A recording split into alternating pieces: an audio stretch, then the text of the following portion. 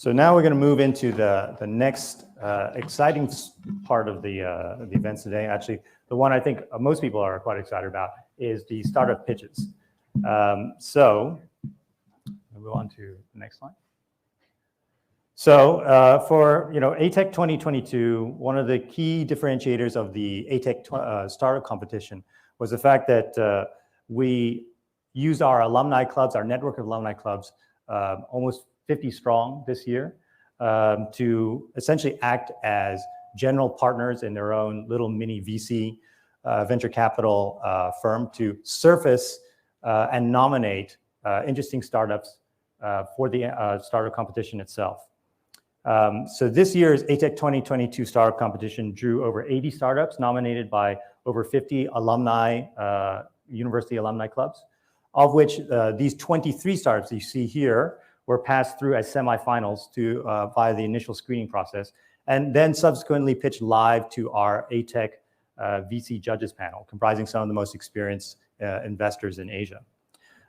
From there, 8 finalists were chosen to participate here today in the finals themselves. And these 8 finalists are Augmentus, sponsored by the Columbia Alumni Association of Hong Kong, Good Food Technologies by Chicago Boost Angels Network, I2Cool, again by Chicago Boost Angels Network, Chite Logistics by the Harvard Business School Alumni Angels, Surgibox, also by the Alumni Angels of Harvard Business School, Matchmo by the Harvard Club of Philippines, and Sincell, MIT Club of Taiwan, and Grand Rise Technologies. So these startups will be ready to pitch to our esteemed VC judges panel.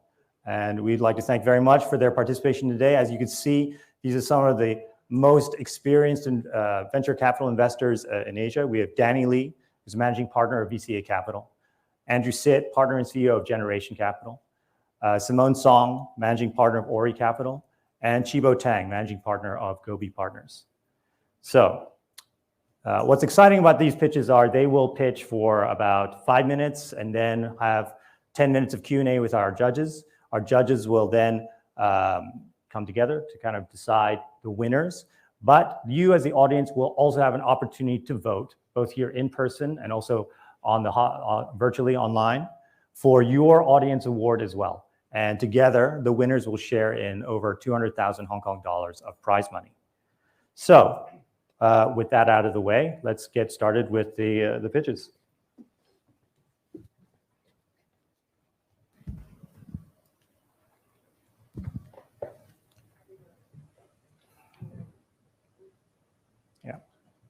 So our first startup will be Augmentus, which is no-code robot programming software pioneering auto scanning and path plan. And our presenter will be Darryl Lim, who is the co-founder. Thank you. May we begin? Is this on? Yeah, it's not on. Sorry, so sorry. Please. It's green light. Switch. Hello? Yeah. Thank you. Thanks.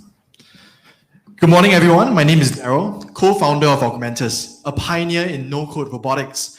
Prior to starting Augmentus, my co-founders and I, we spent years and countless hours programming, developing, and deploying industrial automation solutions for large manufacturers like Rolls-Royce, Shell, and IHI through A-Star.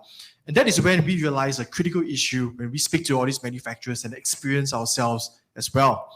Did you know that there is a global shortage of over 10 million manufacturing workers worldwide? So to solve this, a lot of manufacturers are looking to automate. They're looking to deploy robotic solutions, but they're facing an even greater hurdle, the high difficulty that exists in conventional robotics. Today, this is what programming a robot and operating a robot looks like. You need to understand different programming languages for different robotic brands, and you need to be able to use very complex hardware tools like this to be able to operate your robotic system. It is no wonder that manufacturers today are facing a big barrier in adoption. They need to hire very expensive robot engineers. It's very fragmented. Different brands have different programming languages, and it's a long downtime. Around 4 to 6 weeks of downtime is needed to program, and even operate these robotic systems. It is no wonder that close to 70% of the cost of using robots lies in programming, application development, and this is a $20 billion global problem that is facing the manufacturing industry today. What if I tell you that we can eliminate the need for technical expertise and coding in robotics? We have done just that. So Augmentus is a no-code robotics platform that enables non-technical users to program industrial robotic solutions in minutes instead of what would normally take them weeks or even months. And we are already being used by some of the world's largest manufacturers, from Hyundai to Abrasive Engineering to ST Engineering and many more. Using Augmentus is incredibly simple, just 3 steps. First step, we 3D scan the part to generate a digital twin within a few seconds with high accuracy, around 0.5 millimeters. Then our system will automatically generate the complex robot motion for the user while taking into account very specific things like singularity, reachability, and collision, so the user doesn't need to take those into account. Then the code is generated for the user to deploy to the manufacturing shop floor. So we are a leading robot engine that's built on an international patent around 3D scanning, auto-calibration, and intelligent motion algorithms. And we already have extensive robot partnerships and support with more than 60% of the robots in the market, from ABB to KUKA to Universal Robots. Compared to our competition, we are 21 times faster. This is due to our key technological advantages around 3D scanning, auto-calibration, and auto-path planning that allows us to take what would normally be 6 to 10 days of programming all the way down to under an hour. So we did our closed beta in Q3 2021. And just this year, mid this year in Q3 2022, we did our early product launch with early customers. And we already are onboarding system integrator partners in the APEC region. Next year, we will be onboarding system integrator partners in US and APEC to scale license deployments in the US and the APEC region, respectively. But even since the past 6 months of early commercialization, we already have significant traction with over 20 paying customers for sandblasting, shot pinning, welding, and spring and coating, with notable names like ST Engineering, DJK, P&G, Johnson & Johnson, Fujitsu, and many more, with 5 SI resellers and 11 technology partners such as Rockwell, ABB, and many more. We price ourselves on a per year, per robot basis, and we've seen a lifetime value of $50,000, 80% gross margin, and a 60 days average sales cycle, which is very short in the manufacturing sector. Our go-to market is in surface treatment and finishing, and we are expanding into welding next year as well. And this year, and this alone has a huge market opportunity of 508,000 robots in operation just today alone. It's 12% CAGR and a $6 billion market opportunity. We are experiencing significant growth with an increasing pipeline. So just with 6 months of commercialization, we've achieved over $500,000 in revenue, and we're looking to hit $6 million by the end of 2024. And what's more impressive about these numbers is that 90% of our current revenue is inbound driven. So this shows a very strong product market fit within our early adopters and early customers so far. So we're looking to raise a Series A round in Q1 2023, and this is to fuel market expansion in the US, where we've already been seeing early traction with the key markets and the key players that we have so far. So we're looking to solve the biggest challenge in manufacturing today with no-code robotics. So join us. Thank you. Thank you, Daryl. So maybe we move on to judges Q&A. Judges, you may begin.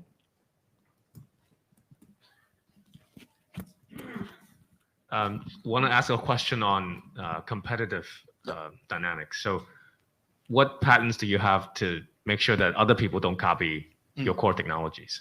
So our key patent actually revolves around the 3D scan and calibration process.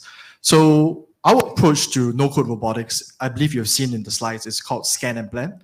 So we are actually one of the world's first when it comes to providing a solution around 3D scan, auto-calibrate the 3D scan to the robotic environment, and then auto-plan the path on it. So the key dynamic, I wouldn't go too much into the details, but the key dynamic around that is how do we calibrate the entire environment through the 3D scan with the robot in an accurate manner. So our patent around that actually protects that mechanism that we have in place, which compared to the other mechanisms around more manual-based calibration, where you have to jog the robot or use code to program the robot to specific environments that takes around 3 to 4 hours. Ours does it within a few seconds. So that's a key patent that we have. And we are actually not just stopping there. So we are building more patents around increased accuracy for the entire system, as well as increased motion planning for the entire system. So that's one thing. The other one as well is that our competitors are actually, the approach to robot programming is quite different.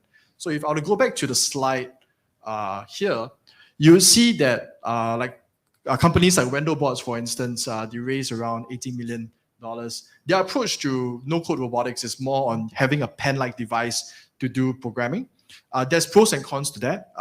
The biggest con that what our customers have seen is the accuracy, and of course the ease of use as well. Ours is just scan and plan. So there's different approaches to it. We believe, of course, offline simulation and programming is the path forward for robotics, and scan and plan is the way that we're going about it. Yeah. What it takes to go from 6 million to 60 million? Sorry?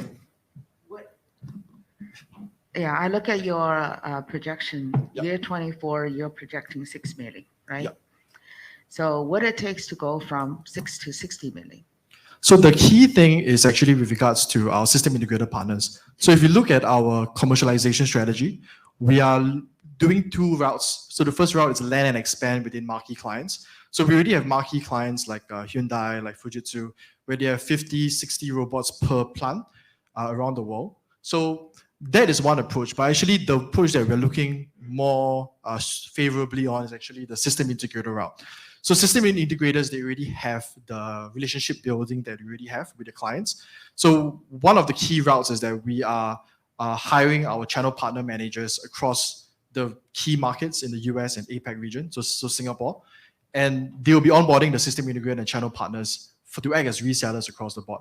So right now, our revenue is mostly inbound driven. So we have $2 million in pipeline revenue, but it's mostly inbound driven. So by having that switch towards a channel partner driven model that it works favorably in this industry that we're in, we project to see that exponential hit as well. Yeah. So you are of the view that from 6 million to 60 million, there will be no need in updating the technology? There will definitely be a need. So that is the execution route. The market route is a bit different. So we have two commercial go-to-market strategies. So the first one is surface treatment and finishing. That market is around $3 million to $4 billion in the market size. But welding is actually the next frontier that has a much bigger market, especially in the US region. There's a lot of reports out there that there's a huge shortage in the market as well for labor in welding.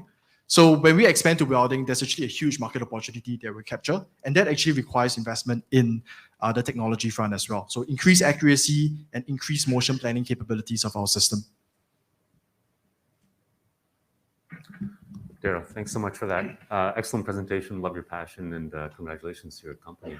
I'm curious about, and I want to come back to something that Danny was asking about as far as a competitive situation as well. To what extent do you feel like the robot manufacturers themselves, whether it's the ABBs, Rockwells of the world, will enter into this space of easily or making it more easy to program the robots? Yeah, that's an excellent question. So robot manufacturers today, actually, they're very focused on the hardware. It takes a lot of investment to build hardware, good hardware. And the reason why we don't build hardware is because we recognize that the robot arms today of the world are really good. They're good at what they do. But what is lacking is really that ease of use and that operating system to power it for the clients and the end clients' user experience. So there has been investment by ABB, Universal Robots to build more easy to use industrial robots. And that usually forms in the realm of a hardware ease of use. So an example I can share with you is lead-through programming. So it's about what they will call teaching by demonstration. So you're dragging the arm to teach various points. But that's actually mostly useful for very simple applications. So like pick and place, machine tending, and so on as well. When it comes to more complicated tasks, as what you saw in this the presentation, there's welding, there's complex path and simulation and so on. They usually would partner with software solution providers. The main reason for that is because their main core competency lies in the hardware of what they're selling. So they have a documented history of acquiring. So like Rockwell, they recently acquired Emulate 3D, for instance. ABB also acquired a robotic arm lead-through programming company before as well. So they usually acquire these companies to allow them to build the capabilities and the capacity of their technology. So that's actually one of the kind of exit strategies that we're looking at as well with Augmentus. Yeah. Yeah, no, I think it was a good presentation. I think the key question is really around like how you're going to work with the existing hardware manufacturers, right? Because if you're a pure software player, I mean, more and more these factories are going towards like full cycle turnkey solutions, right? Like they don't want to be able to deploy themselves. Like even if you don't have engineers on the ground, like they're not going to have anyone that would even be close to kind of being able to use your software. And so having the capability to offer like a full solution is going to be more and more important as you look to scale. So I think like the comment around leveraging SIs to push it out as you expand. I mean, I think that's going to be more important. Can you tell us a little bit about the partnerships that you guys have in place with either the hardware manufacturers or SIs that you think would be able to help bring you to the next level? Yeah, I completely agree. So turnkey solutions are kind of the crux in terms of how this scaling is going to happen. And for us, we don't believe that making turnkey solutions in-house is the way forward. It's very expensive and it's very customized depending on the client. So there's going to be very high touch. So working with SIs is the path forward. In terms of the two stakeholders that you mentioned, so manufacturers and SIs. So manufacturers, we most of the time will sign an MOU and to access their code base and the APIs that we require. So this is something they don't usually give out to all like companies like this. So they need to have a strategic relationship with them. So an example would be like Wendelbots. They only support 2 brands in the market so far. We have around 6 and growing. And the key thing that we work together with is technology. That's number one. And the second one is regarding commercialization. So we are in the roads of bundling a solution together with these manufacturers to offer to specific clients and specific stakeholders in the region that we are working with them for. So that is how we partner with these manufacturers. And I think that is one of the means that will be very attractive for our growth potential in the future as well, because they don't really bundle so easily with the players. And also example would be like Rockwell. We are the only Gold technology partner in the region. I think that speaks quite heavily in terms of how they view our partnership. Secondly is the SIs. So system integrators, we generally have what we call like a system integrator reseller agreement with them. So they would be acting as resellers of the platform. But in a nutshell, it's just them bundling our system together with their robotic turnkey solution to offer a competitive value to the client. Yeah. So these are the 2 different ways we manage different stakeholders in the region. Yeah. And just for my information, what was the valuation of the pre-A and what are you guys looking to raise at? So the valuation of the pre was around 15 to 16 mil. Yeah. And what are you looking to raise at? The Series A round, we have not, that's why I didn't put it in the slides because we've not really firmed the number yet, but we're looking at between 5 to 7 mil in terms of the ticket size. Yeah. Great. Thank you very much, Daryl. I think Thanks, we're going man. to finish it there. So,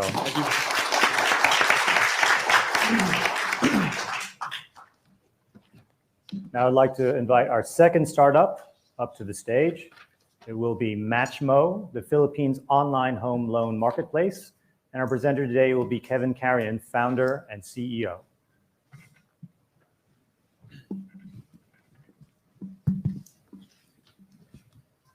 Just as a reminder, judges, if you could speak into the microphone as well, so that our online audience can also hear the questions that you're asking.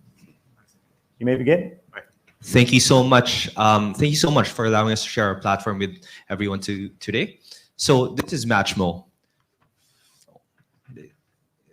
Skip towards the end.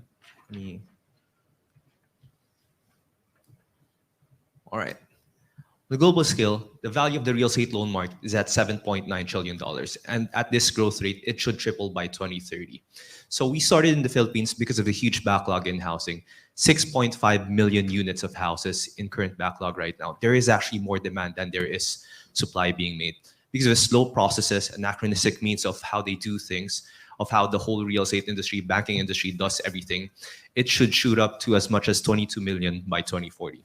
So this is just too big of a problem to not notice. So as a home buyer myself, it would take me approximately about 120 days to process loans on my own.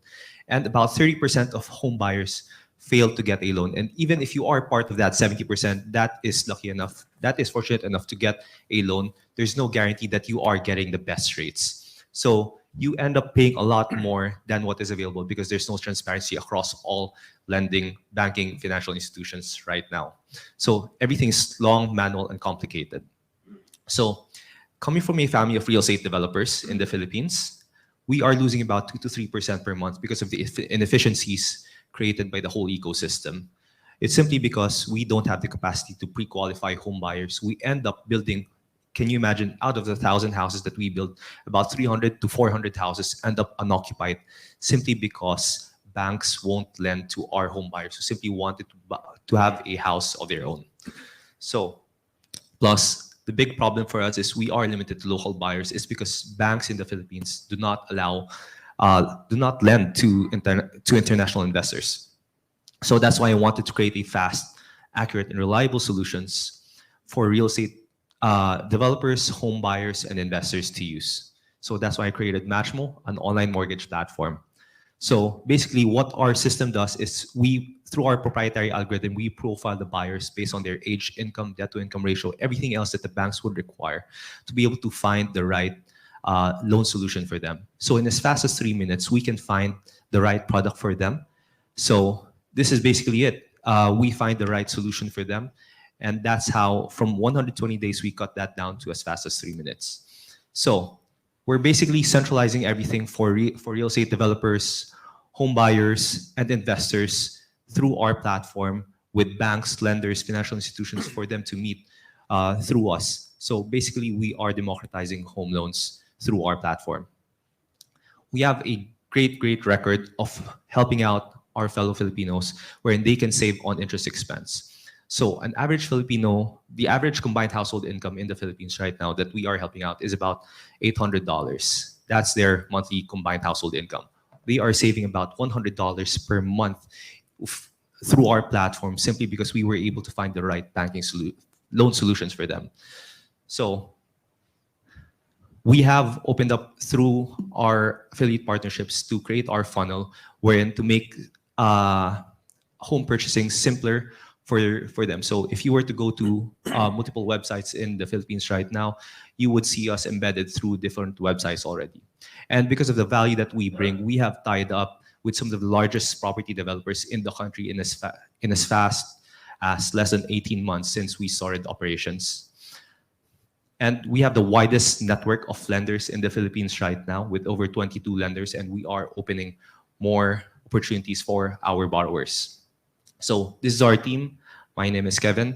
I'm the CEO and founder, and this is the rest of my team. We are all entrepreneurs. So my background, I was a banker from Citibank. I have been a property developer with my family. My CTO, my CEO, and Kay San Pablo is also who was the country head for Canva. She basically helped grew Canva from a team of 1 to basically a team of 200 plus.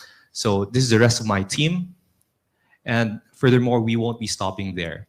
Once we've gotten the home loans, we are looking to expand through other channels as we've listened to our clients who have basically asked us, what do we do next once we've helped them out with their home purchase? We are looking to provide financing and creating Matchmo as a home management platform wherein they can pay their bills, they can get insurance products as well, and basically everything else that they need to do to manage their properties. And yeah, that is it. This is Matchmo, your online mortgage platform. For now, we are offering cross-border real estate financing solution for buyers and investors. So thank you so much. Thank you, Kevin. Judges, you may begin. So I didn't really catch exactly what you guys did. Are you guys like a comparison website No. for different mortgages, or? We are not just a comparison website. We profile the home buyers based on so basically what home buyers would have to do is they go to our website based on their profile, based on their age, their income, everything else, based on the industry where they work in. We profile them and we match them with a bank that has. How do you make money? We get our commissions from the banks. So we don't charge anything to the property developers, the real estate developers, and the home buyers. So you help the banks KYC the people and then get your own credit rating or something, and then help yes, sort of, match yeah. towards. That's how we do it. But how do you verify the data? How do you know they're putting in the right information? That's correct. So right now, we are reviewing the documents afterwards. We have yet to automate that certain part of the process. We have only been operating for about 18 months. It's only been a year since we launched the website. So once they put in the website, we have to review the documents that they would have to submit afterwards. Thanks, Kevin. It sounds like a loan origination mortgage broker type business. Is that Yes, correct? yes, Okay. exactly. So that kind of model is very well established. Yep. Is there anything unique in particular that you're bringing, to the market, or is it more like porting something that's clearly worked in other markets to the Philippines market? So I think mortgage brokerage right now is done. A lot of the process is being done manually, but for us, we automate a lot more of the process. We're creating an ecosystem. So the next step for us is to provide access directly for the lenders and financial institutions directly to our platform, so they can communicate directly with the lenders, with the borrowers. So right now, it's still being manually done the way they would communicate. It would just take time. Feedback just takes too long. What's the competitive landscape look like in the Philippines? Are there other companies doing this? There are only 2 or 3 of companies doing this right now in the Philippines. So this is a big enough space. The value of the real estate loan market in the Philippines right now is at about $5 billion in terms of new real estate loans being released on an annual basis.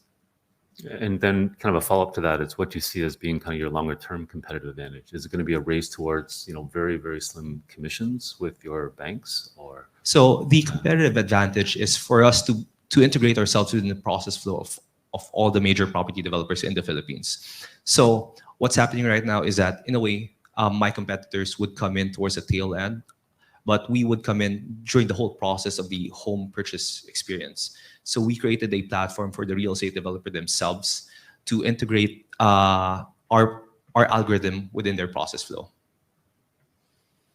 Thank you. Yep.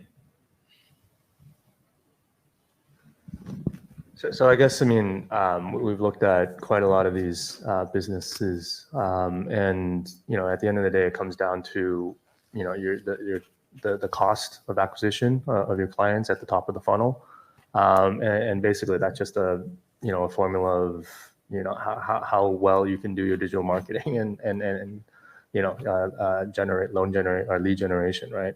Yep. And then going through that conversion cycle and into the final conversions, and how much commission that ends up making for you.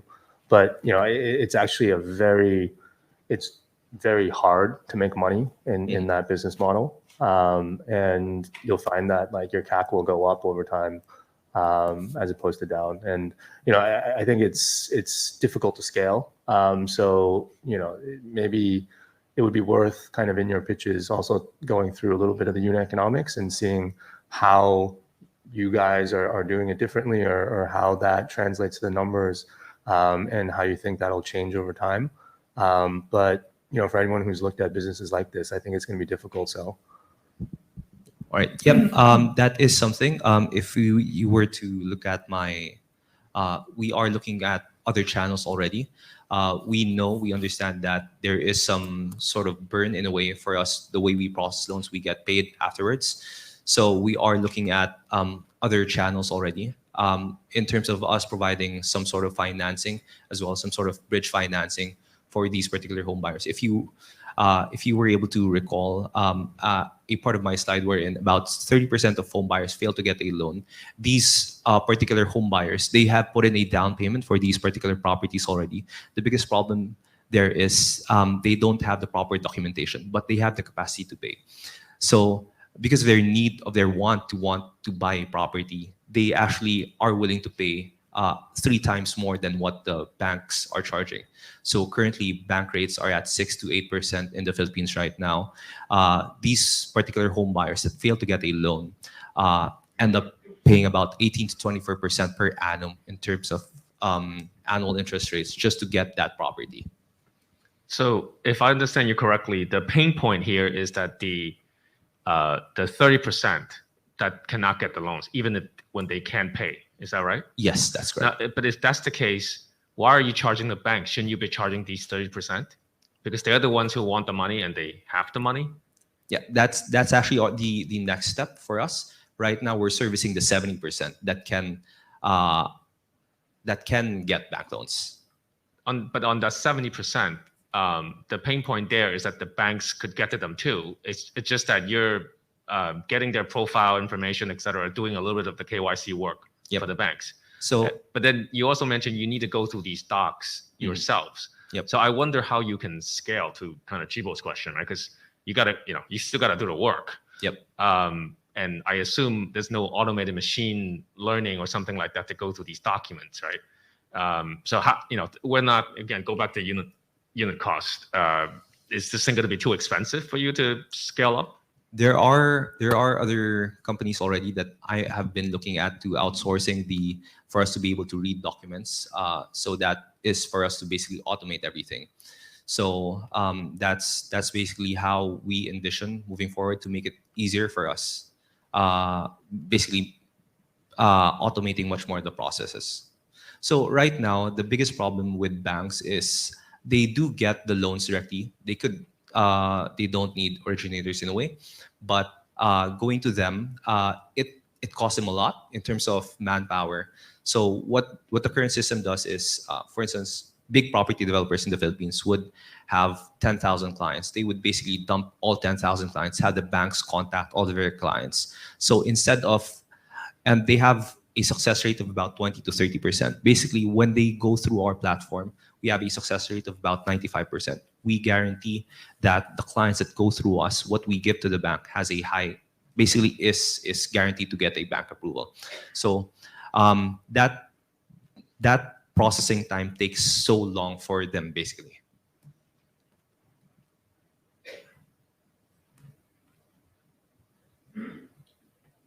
No further questions. Thank you very much, Kevin. And Thank you let's so give much. a hand for Matchmo.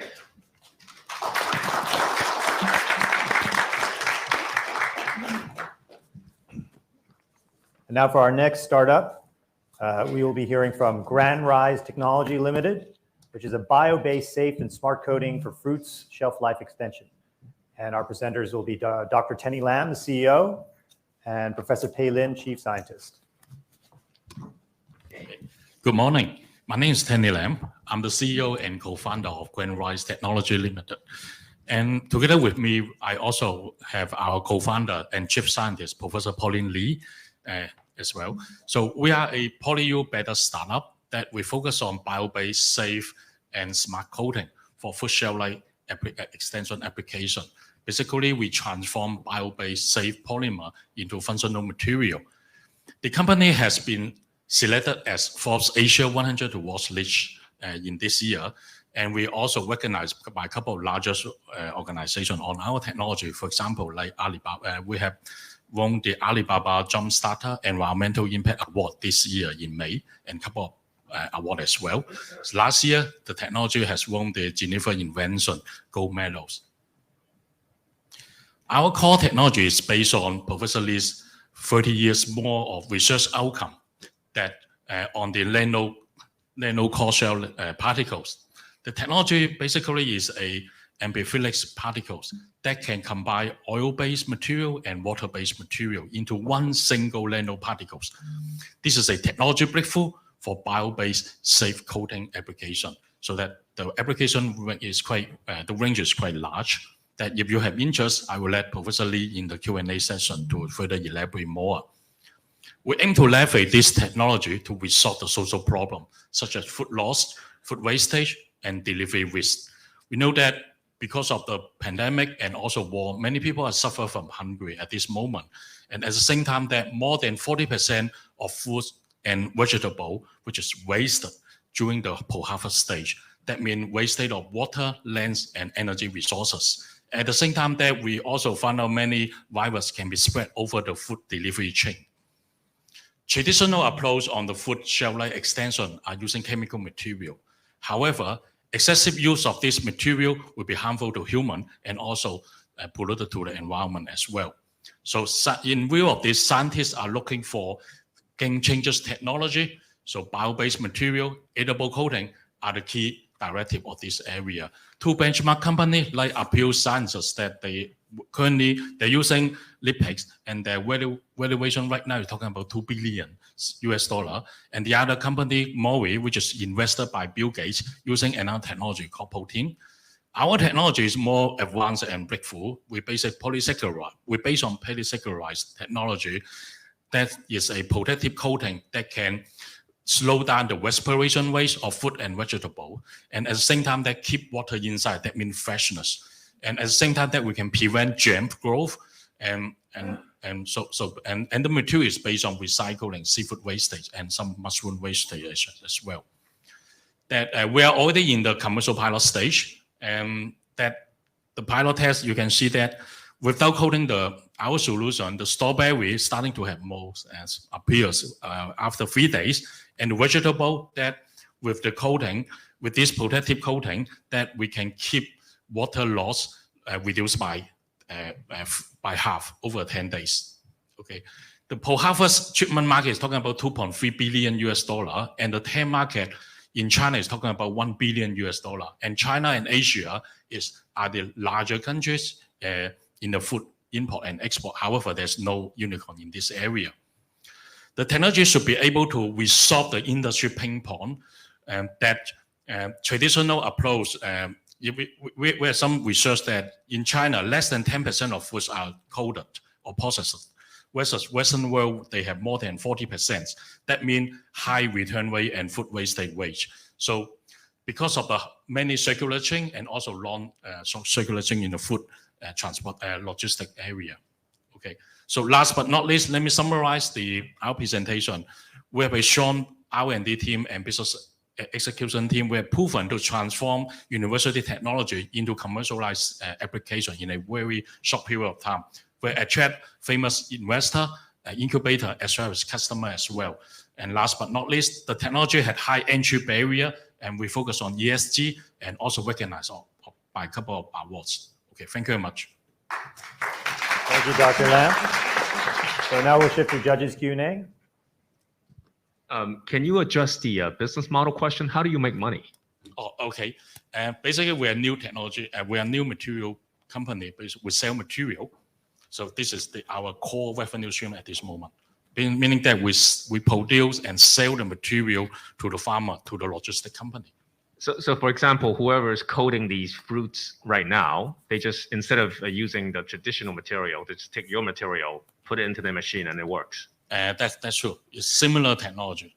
So similar material, but the ingredient which is safer material, which is edible and also biosafe material. So effectively, you're selling a chemical solution, right?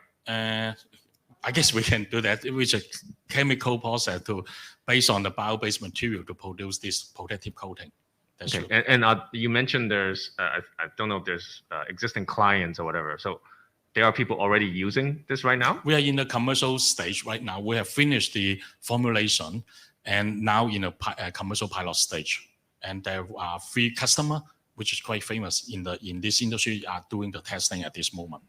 Right. And what is I assume for a product of this type of scale, because it sounds like it could be massive in terms of scale, but the cost is also extremely important. Actually, yeah, you're right. But actually, our cost level is relatively similar to the current approach. The reason behind is that firstly, my family business is doing chemical manufacturing. So that's why we have lower manufacturing capacity cost, number one. Number two, our raw material is based on existing quite commonly used material like chitosan that I will let Professor Lee to elaborate more, which is quite already proven, and many industries are using this kind of biosafe material, but they're not in a nano scale. So meaning that the raw material price is also very cheap. So production cost cheap, raw material pricing cheap. So basically, we believe that is able to scale up. So have you proven this yet? You mean the cost structure? Yeah. Can you make it? Basically, sounds like even if you can sell this product at the same price of the existing other products, you should be able to win because the customer will want to buy it. Yeah. Right. And I guess my question is, let's say at the same price as the competitor product, what kind of margins are you making? Oh, okay. In terms of the profit margin, we're talking about more than 50%. Number one.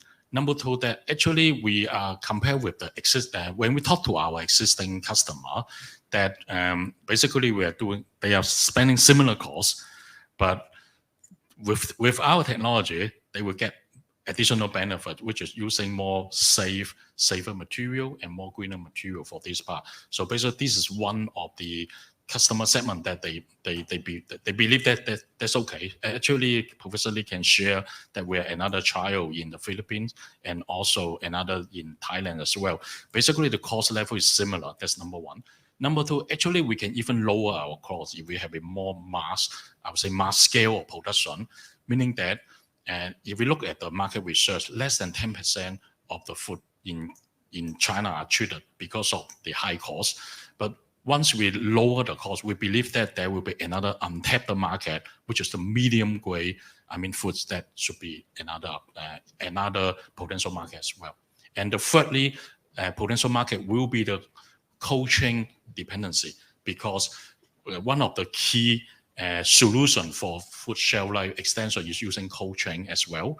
Since the energy cost is relatively high at this moment, with this coating, basically we can reduce the cold chain dependency. That doesn't mean that we do not need cold chain, but we may not need to at that degree of the temperature. Okay. Thank you. I'm curious about the regulatory aspects of this. Are there any approvals that need to be obtained before you can sell this, whether in China, whether you mean the approval certification that we certifications? I don't know, FDA, we anything like that. Professor Lee? Now the certification depends on different countries, but when we formulate this coating, we already use the material which are on the safe edible material list. So it means the original of our material are all edibles. And then, so at the end, the certificate will be obtained based on according to that country's requirement.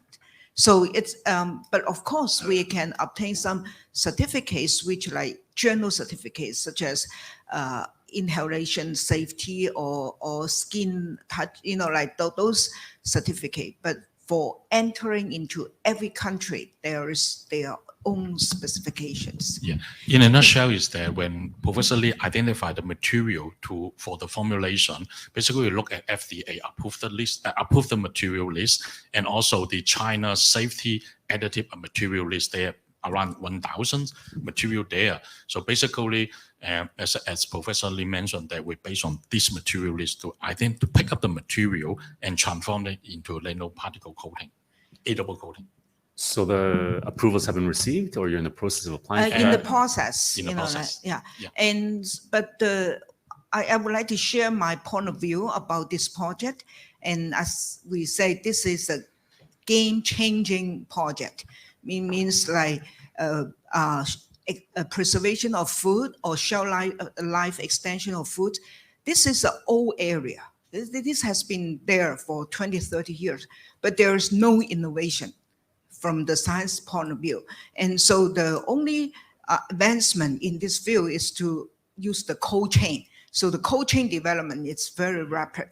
And also they still use a very old chemicals methods. So for us as a scientist, I see this social impact, very important social impact. We should step in and change the material they use, and so that we can make the food or vegetable, our foods safer and for all our human, and also safer for the environment. So this is the motivation from the scientific point of view. Yeah. Well, absolutely. I think it's a very noble cause as well as a fantastic opportunity as well. I'm kind of curious about your go-to-market strategy then. So assuming that you get those regulations, then what's your plan? Are existing suppliers of these materials, are they large companies? Is it a very fragmented industry? Do food producers, I assume your targeted customers, are they kind of set in their way with long-term contracts, or are they just looking for the lowest price for something that works or works even better? Yeah, as I mentioned, that we are in the second stage of the business development. The first stage, which is 0 to 1, and the formulation development. Right now, that we have 3 pilot customers, which is quite large scale. You are right that basically our go-to-market strategy is that we tackle with the larger producer as well as the logistic company, because we found out that they are they're the final people to pay the bill. So that's really true. That's number two, that actually the market in China and as well as in Asia is quite fragmented. There are many solutions, like Professor Lee mentioned, that sometimes even confuse the customer as well. But we found out that majority of them are using chemical materials. So that's why we're working with some pioneer or more, I would say more long-term vision company in China and also Asia as well, because the food market and the food logistic company in China is in a consolidation state. We see Meituan, we see Baiguoyuan, this kind of company, they're going to work with their upstream farmer and even acquire them. So eventually the logistic efficiency will be one of the key things that have been validated with many larger logistic companies as well. So that's why we're working with warehouse, we're working with logistic company, and they're doing the pilot testing now. So hopefully that within 3 to 6 months, we have more commercial data, and then we can fine tune our formulation and starting the certification approval process. Based on our experience, talking about 3 months to 6 months to obtain this certification, meaning that around 1 year that we're going to go to market. And at that time, we already have some pilot customer. Actually, there are one customer in China that they want some exclusive relationship, but we're trying not to go to that area with them. Professor Lee, I have 3 questions for you. One, who are the other leading labs globally in biofood coating business? Number 1 question. You cannot be alone working on biofood coating. Maybe the okay. number 1 question. Number 2, why do you think that your technology is sustainable? Why there will not be another nano-food coating company to replace your technology or make it better? Number 3, how are your intellectual property protection? What is your IP strategy? Thank you for the question. So these are the 2 leading companies in the bio-based food coatings. And so they are using different material. Like this company, Pure Science, they are using so-called lipids. The approach they use is to take the waste food like grapes skin through the chemical extraction method to extract this oil-based lipid, and then they spray it back to the food. So for them, they claim there's no invention. They simply transform one thing from the bio waste to another. And another approach is the Morris. They use proteins. And so these are all biomaterial. And these are the leader in this field. And they are starting the game change of the whole food coating industry. I'm quite aware of these 2 companies. And I'm asking a technology question. Are you aware of leading labs in the world who are working on, different methodology, different from the older generation? And what would be the newer generation? You are one of them. yes. Would there be, are you aware of other car models? For example, you are competing in your runway. Yes, I understand your question. Biofood coating runway. Are there other car models? I would say no, because can you go back to in the beginning, the coaxial particle? Because the technology I developed is based on this special type of particles. This particle, I'm the inventor of this particle. So, and I already done a lot of research on using this particle for different applications. So I believe I'm the leaders in this technology. And this kind of technology has never been used in food coating.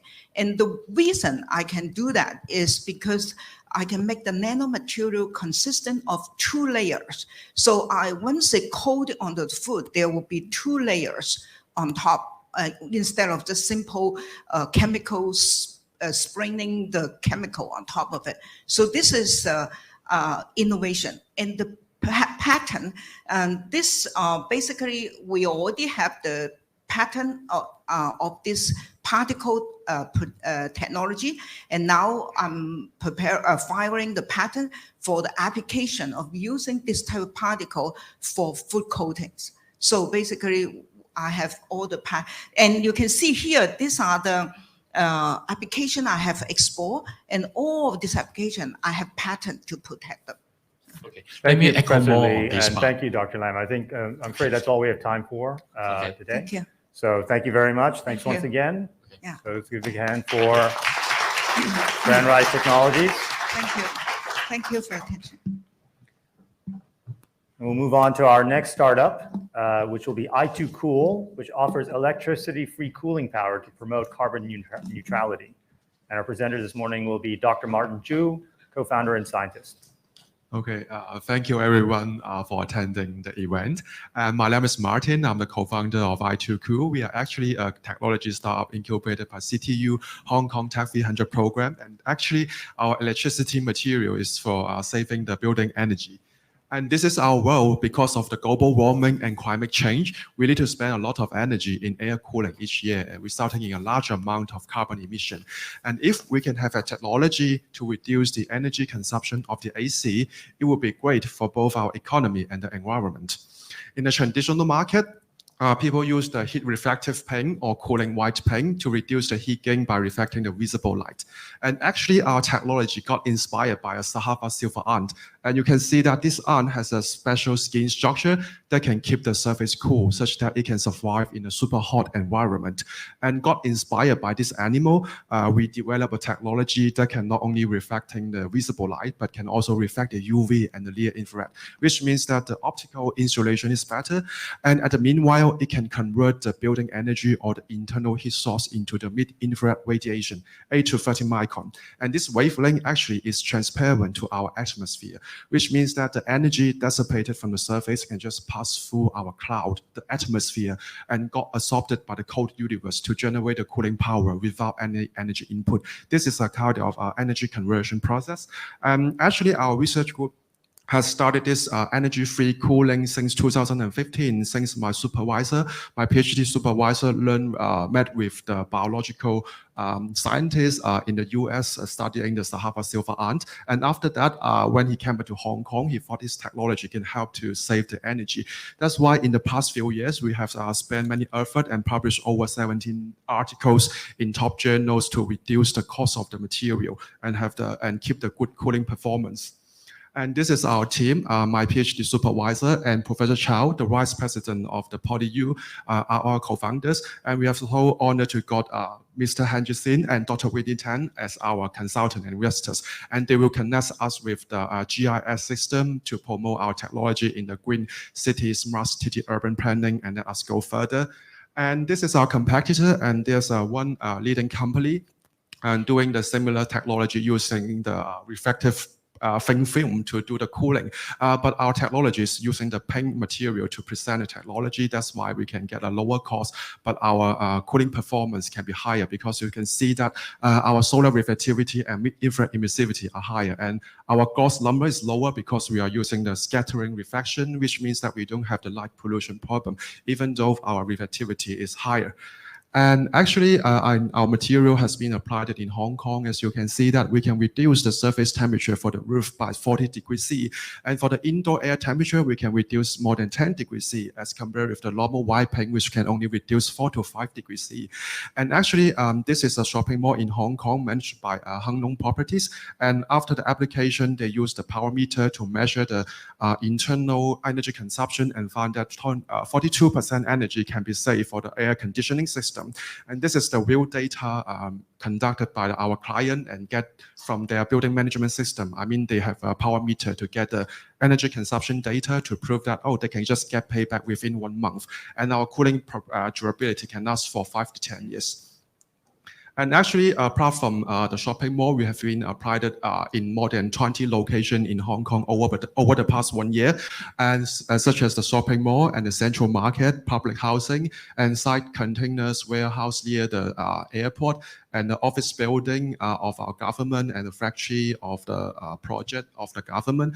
And because of the easy application, just like the normal paint, some end user living in Yuen Long and Saigon, they bought our material and apply on their roof. And we can also do the renovation to some industrial old building and facility.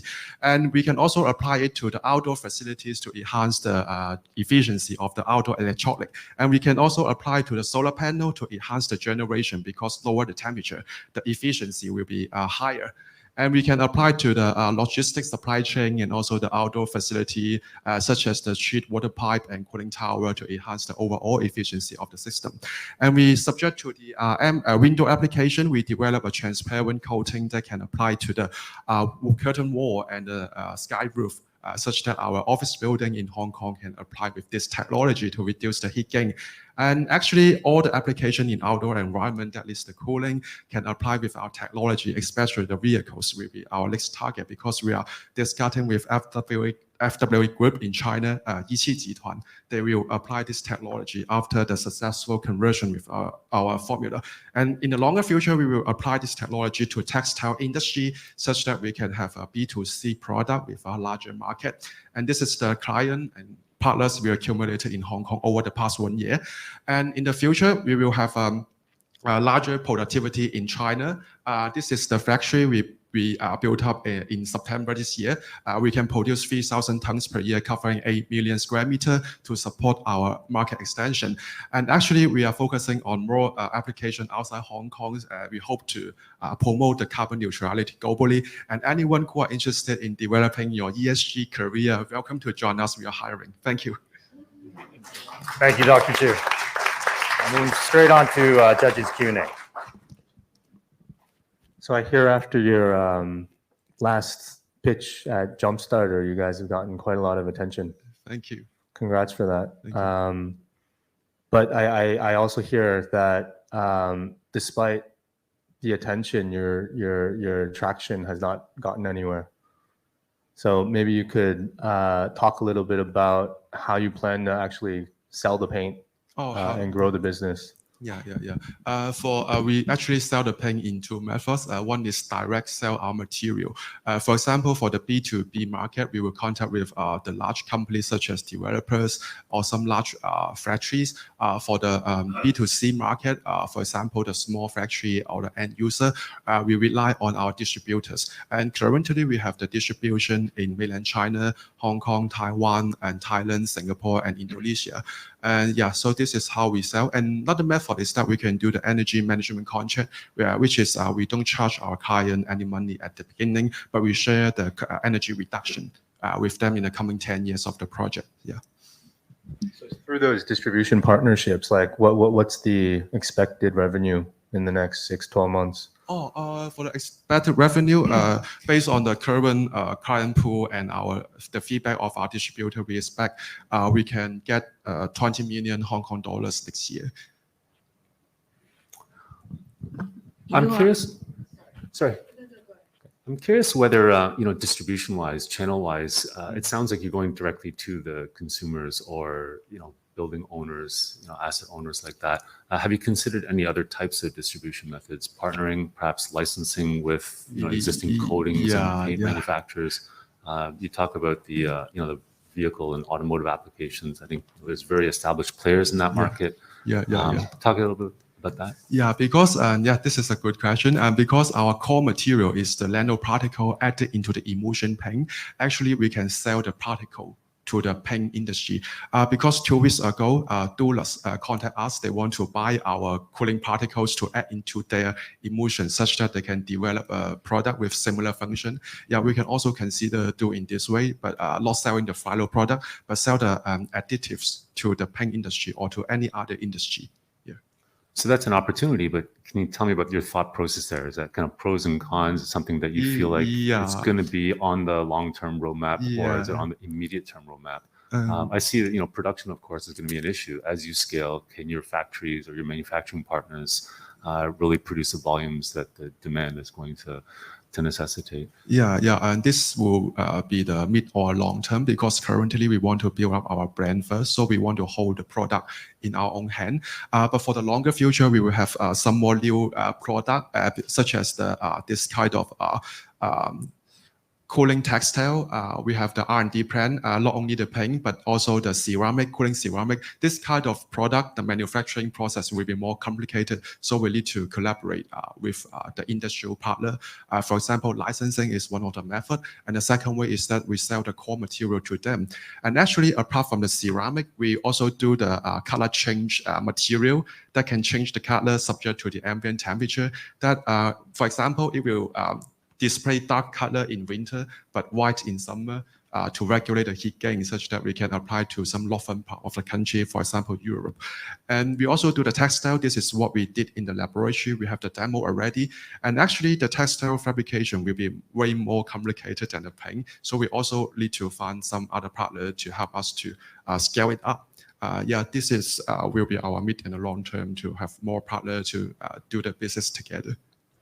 And then on the IP protection side, what's the strategy there? Our IP we have patented in Hong Kong, mainland China, in the United States, and actually our patent is about the formulation. I mean the mixture of the nanoparticles. But in the patent we won't write down the detail. How much percentage or which kind of particle we use, but we put down a very wide range of the particle and a range of the concentration to protect our technology. You talked that, you have a cool technology, obviously, but you are a scientist. I did not hear you talking about your team. Oh. Managing business is different from scientific invention. Yeah. And maybe I just at the very beginning. This is our management team. But for the working team, we have 5 people in Hong Kong focusing on R&D and 15 in Shenzhen to manage the production and business development. And actually, from the view of business, we got 2 consultants. For example, Mr. Henderson, he will connect us to the resources in mainland China and Hong Kong, more in the view of business to connect us to different channels for the sales, something like that. Do you have a business CEO? Who is the CEO of your business? I am the CEO myself, but we have one more partner who are responsible for the marketing director, something like that. He joined us as the marketing director. He was from real estate industry in mainland China, but he is very familiar with the architecture and the building and construction industry, and he can help us to get into the channel for the building materials. In terms of business model, you're saying that before that you share energy savings with your customers? This is one of the model. Okay, if the product works so well, seems like your metrics is proven. Why not just sell it to them? Why do you need to share cost savings? 2 methods. We can sell directly, but for some client they may have a super large roof. The initial budget for them may be a little bit large, so we can do the energy management method for them. Thank you.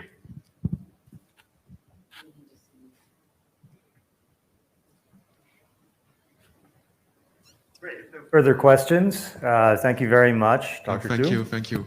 Big hand for i2Cool. And let's bring up our next startup, which will be Good Food Technologies, the first plant-based pork enjoyed by the masses. And our presenter today will be Joshua Ng, co-founder.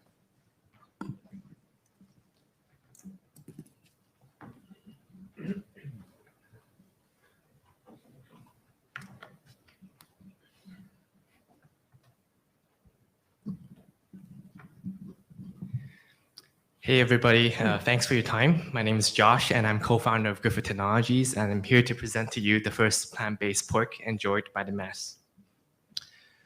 So we all love meat. We eat a lot of meat. Globally, we eat 360 million tons of meat every year, but different geographies we like different proteins. And here in Asia, we like pork the most. And that by itself is a $100 billion market in China alone.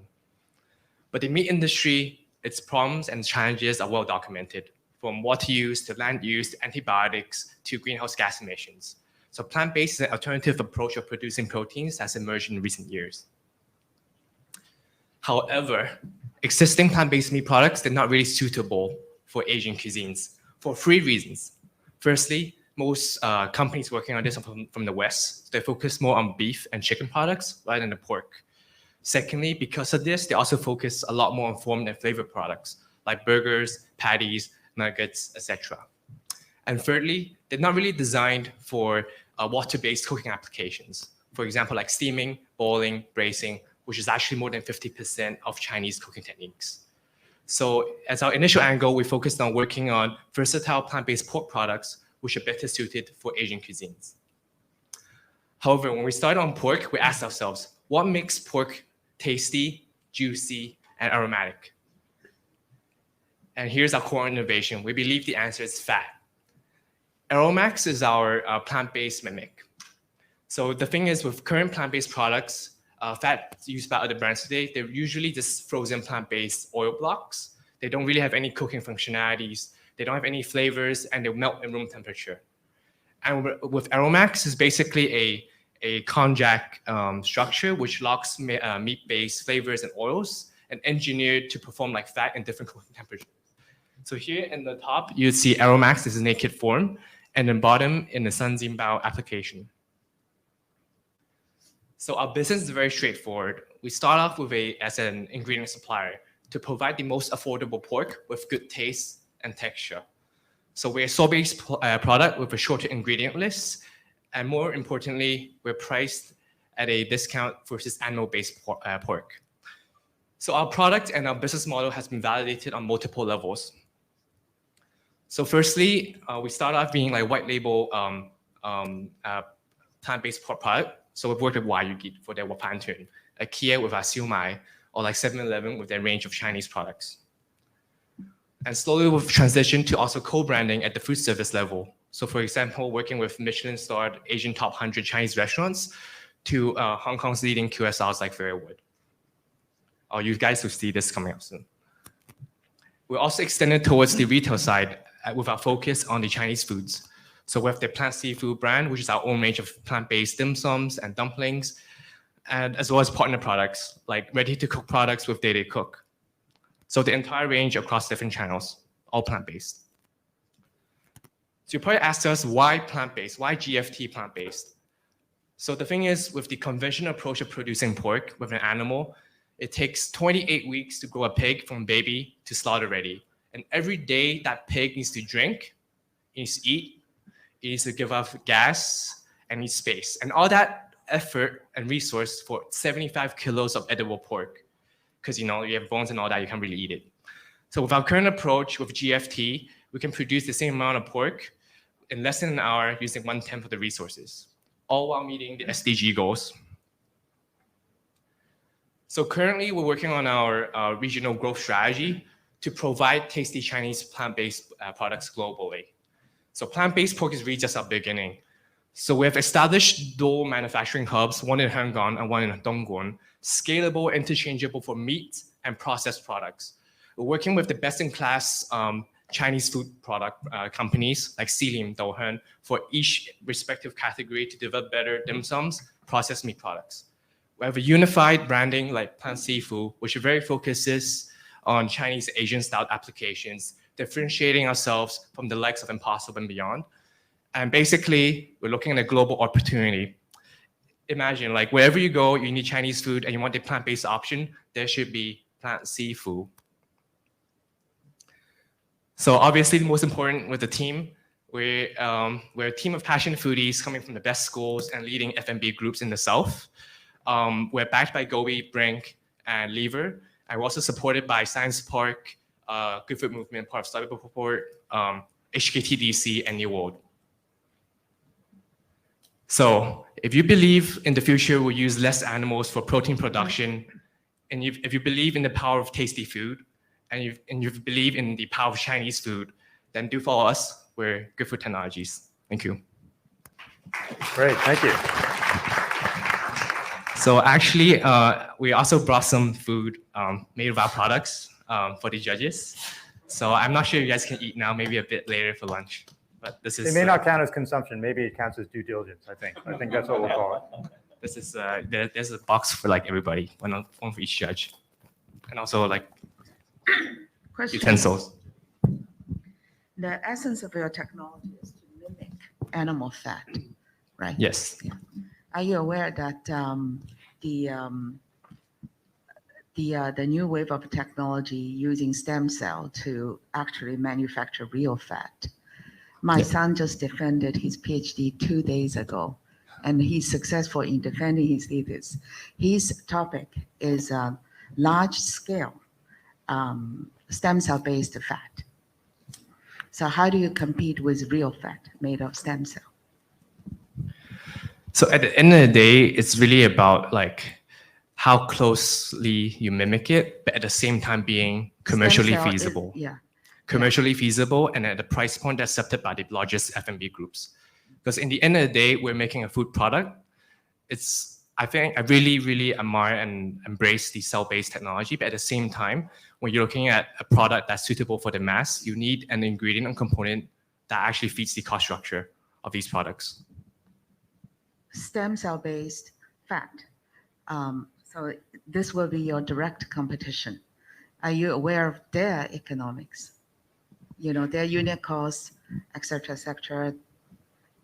setting the cost of setting up the CMC process, all of that. That will be your competition. Yeah, I think first of all, down the line, each technology may be used It's for. not down the line. It's already into large scale production. Are you aware of this competition? Yes, probably the leading company in the space doing this right now is called Upside Foods in the US. They just got FDA approval for cell-based protein, also with their fat technology. Currently, they're at a price point where they can do like $20 per kilo, and they're still working down to cut that down. But I think at the end of the day, it's also really about like how good it tastes, like with the cooking applications. The leading company will be Upside Foods right now. Upside is more focused on the real competition is on meat. Your real competition is fat. You are mimicking fat, but stem cell manufactures real fat. Sorry, the fat is a component within our pork product. So it's our differentiating component in our product. But our portfolio comprises of like different pork products using the fat. So fat is a component within our range. So we do the pork product as well as like finished Chinese plant-based products. So maybe I'll chime in here because, you know, full disclosure, this is a portfolio company. If I were Andrew, I would have answered that with who said that real fat was actually healthy, right? I mean, do you really want to eat cell-based real fat? But, you know, that's just a suggestion. My question would be, how do you actually compare to like an Omni pork or, you know, some of the other pork products in the market, right? I mean, at the end of the day, I mean, it comes down to the taste and then, you know, branding really, right? I mean, so tell us a little bit more about, you know, your marketing and your distribution and where you guys are at in terms of actual revenue. I know we haven't had a board meeting in a while.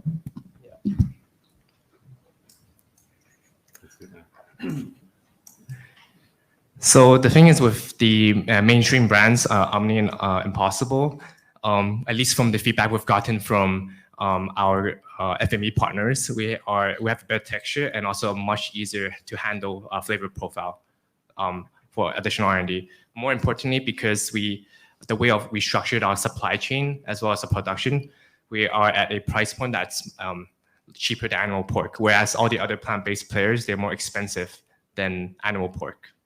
Yeah. So currently by distribution, we usually work with frozen meat distributors for level 1 distribution. So connecting to different F&B groups to their central kitchens or directly to their restaurants. It's the same approach we're taking in Southern China right now. And currently with our traction in Hong Kong, since for this year, we're at 2 million Hong Kong dollars. But next year, we're expecting more than 10 million after we unlock our production in Dongguan. Full disclosure, I like pork, but I like the planet as well. Kind of curious, you know, obviously you've seen what's happened to some of the other plant-based meat providers in the market, whether on a public side, private side. I think, you know, there's more than a few. How do you see yourself differentiating on that over the longer term? So of course, you know, pork is a different category than, you know, chicken, beef, whatever else. But then surely the clever minds at those companies are working on something like this. I guess that's part one. Part two is that, do you see the current demand to be sustainable? Like, do you envision a future where, I don't know, is it 50 or 90% of people will prefer plant-based meats and they'll choose it consciously? Or is it always going to be kind of a very niche type market where you might get 15, 20% of the market, but then never like the larger numbers that businesses like this seem to require? Yep, that's a great question. So on your first point, So our main differentiation, besides the pork product itself, we actually extend the R&D towards the application in Chinese foods. And that's extremely important. Why? Because at the end of the day, like plant-based is different from animal-based. So the way you gotta address the product, you gotta flavor product. There's also the R&D there to make it an end product. For example, in the dumpling category, dim sum category, or the barbecue category. So in that case, we're differentiating there. We feel like down the line, the protein market, you have different technologies addressing different ways. Animal probably might be still like the majority, maybe like 50%, but you have like plant-based and also cell-based for the remaining portion. But the main point here is the entire market itself is $1 trillion market. And even like a 10% conversion is already dramatic impact for the planet that we have today. And that's what we need. You also comment then on the B2B approach versus B2C. So obviously early days as far as the evolution of your company, but do you feel like it may kind of scatter or defocus your management team, focusing on building your own brand as well as the B2B market? In the end of the day, like it's really all tied towards the Chinese plant-based concept, because you need both the raw material but also reason for the F&B group to pick you versus the other guys. So that's where the brand comes in.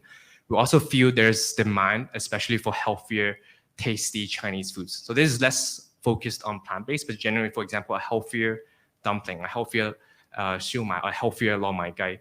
For example, the classic char siu bao, there's the same amount of sugar there as a Coca-Cola. Or a lo mai gai, there's the same amount of fat as like a bag of chips. So there's extended R&D besides just putting the meat inside.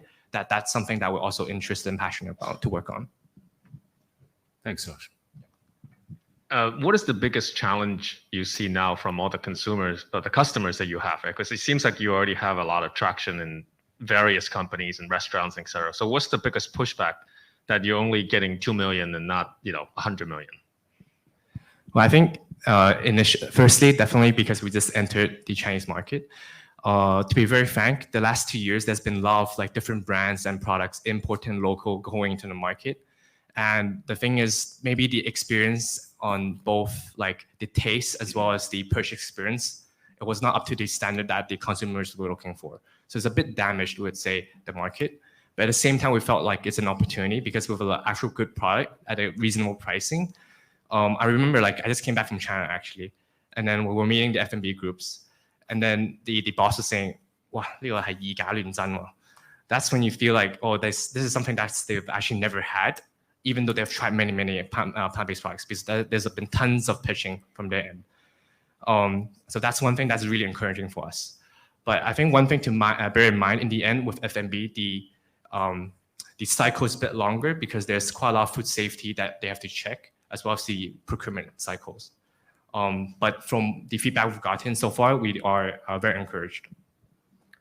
Thank you, Josh. I think that's all we have time for today. So thank you very much for Good Food Technologies.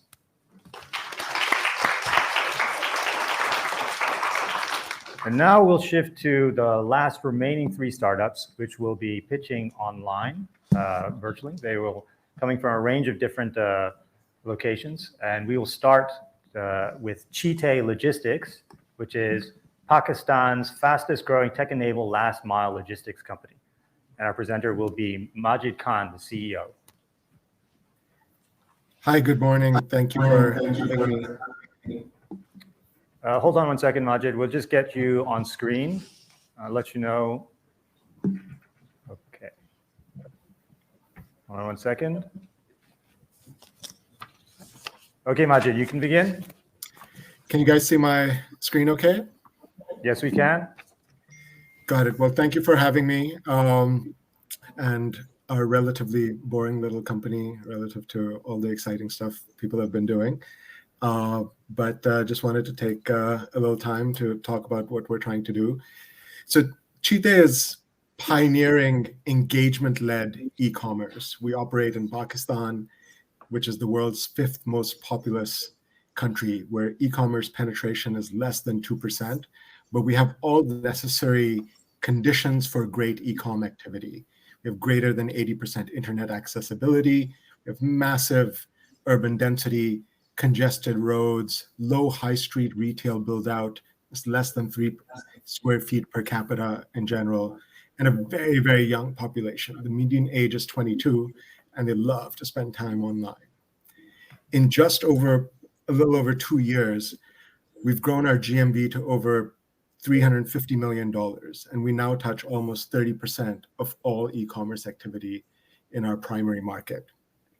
Our engagement-led approach to enhancing the e-commerce experience means making online shopping more accessible, more fun, more social, more interactive, and more immersive. We overlay these experiential imperatives with a gamified UX that is transforming the way people engage with online shopping, at least in Pakistan. While we're basically trying to just sell stuff online, we're trying to solve some key and material problems that plague similar companies globally.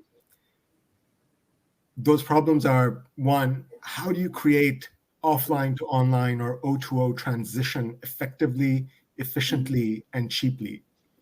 And how do you transform, more importantly, how do you transform this dry and dated catalog style shopping experience that is functional, but doesn't provide users part of the experience that they crave when they're actually shopping, the sheer entertainment of it all? If we're going to ask people to give up the social and the entertaining part of IRL or in real life shopping, what are we going to replace it with? And these are our two challenges. Like, how do we create an e-com 2.0 experience? And how do we improve the economics of online commerce that suffers from the ubiquitous customer acquisition and retention is so expensive it breaks the model? And our solution is we decided to create a much more social and immersive online environment where product listing is far more detailed and engaging in 3D even where possible, and where people can group shop and socialize and or interact live with influencers or proprietors in digital stores. And most importantly, we're overlaying a gamified environment to drive acquisition, retention, engagement, and transactional activity that rewards users for performing the micro actions that we want them to perform. We think this will both enhance the overall consumer experience, but also significantly improve engagement and lower acquisition and retention costs. Traditional e-commerce, has very, very limited ways to drive traffic and engagement, and everything is very transactional. And you have very few degrees of freedom. For the most part, all you can do is advertise, offer sales, discounts, maybe, drive traffic through new product introductions. But really, basically, it's just, normal advertising.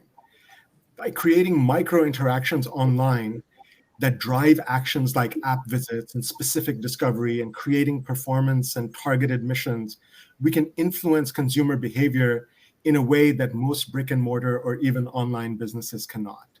This allows us to target each part of our retention funnel in a way that is very, very effective. We do this by creating a reward system with multiple virtual currencies, sort of a closed loop crypto ecosystem where users can earn currencies for performing certain actions and burn them for rewards or prizes or other currencies. We even have integrated an MLM style referral program that makes our acquisition significantly cheaper. And just to share with you some data on how this has impacted our business since we've adopted this strategy. Retention is up to 84% month over month. Cart abandonment is down 20 percentage points. Our conversion is up 4.5x, and our CAC is down 96%. Now, arguably, maybe we weren't so good to begin with, but that's a remarkably, stark figure.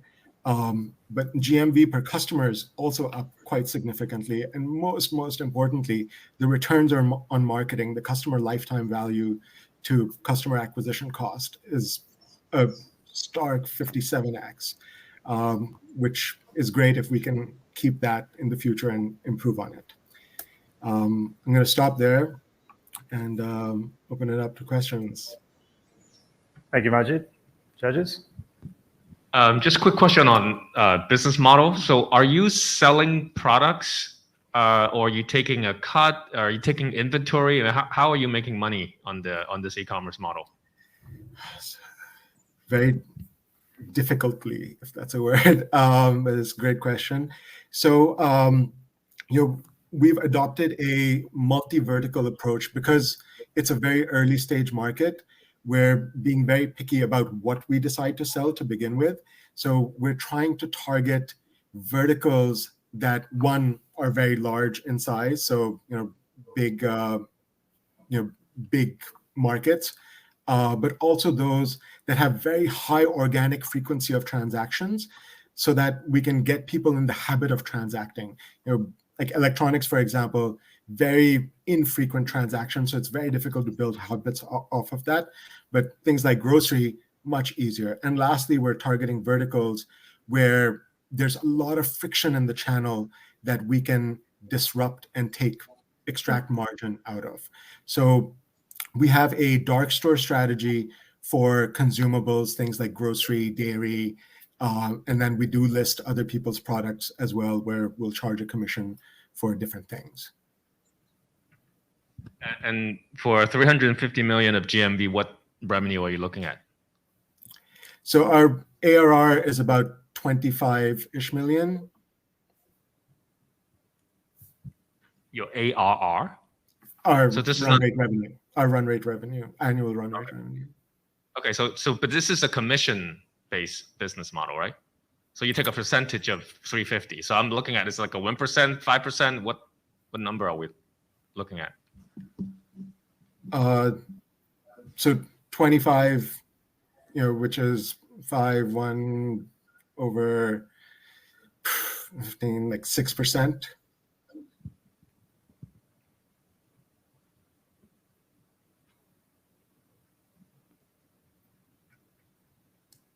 It's just 25 over 350. Okay. And it sounds like you don't take inventory, right? Is that right? No, we do. We have a dark store model. So for consumables, things like grocery, dairy, like I said, for stuff where it makes sense to take inventory risk, we'll take inventory risk. For things like fashion, we're not very good fashion designers, so we won't take inventory risk over there. So who operates the back end of this business? Sounds like you've done a lot of work on the CAC side, which is great. But who runs the back end logistics, the deliveries, the warehousing, and all of that? So we've actually built our own logistics and fulfillment backbone. We're the largest e-commerce fulfillment company in the country. We do fulfill and do the last mile for many of the large brands in the country, but we've built that. It's generally people leave it till the end to build this, but we believed that one of the reasons that O2O conversion in emerging markets is difficult and expensive is that people don't get a good experience, and then they don't build trust with the service. So we really wanted to have a closed loop experiential system, which meant controlling every part of the journey. And so we launched our logistics. Now we've managed to, generally it's a money pit, and it's it's infrastructure that only works on scale, but we've managed to build it super cheap. We're nationwide now, and we actually operate quite profitably despite just being 2 years old.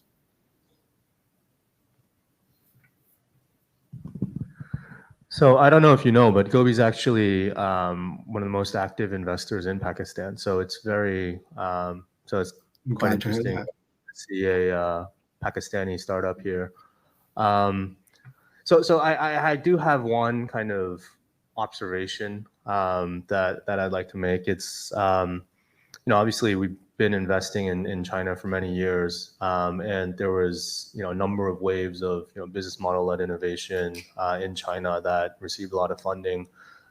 These last couple of years, especially with some of the government directives and communiques about focusing on technology that matters, a lot of investors here have been asking themselves the question, do we actually, when we look at a startup, we ask, do we need another blank, right?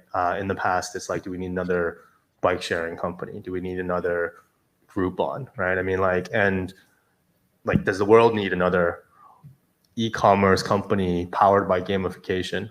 And I'm asking myself that question, and it's the most resounding no I've had in many years. and I don't know, it's just why do you feel like this is a problem, or this is a startup that you want to spend so much time in and dedicate yourself to?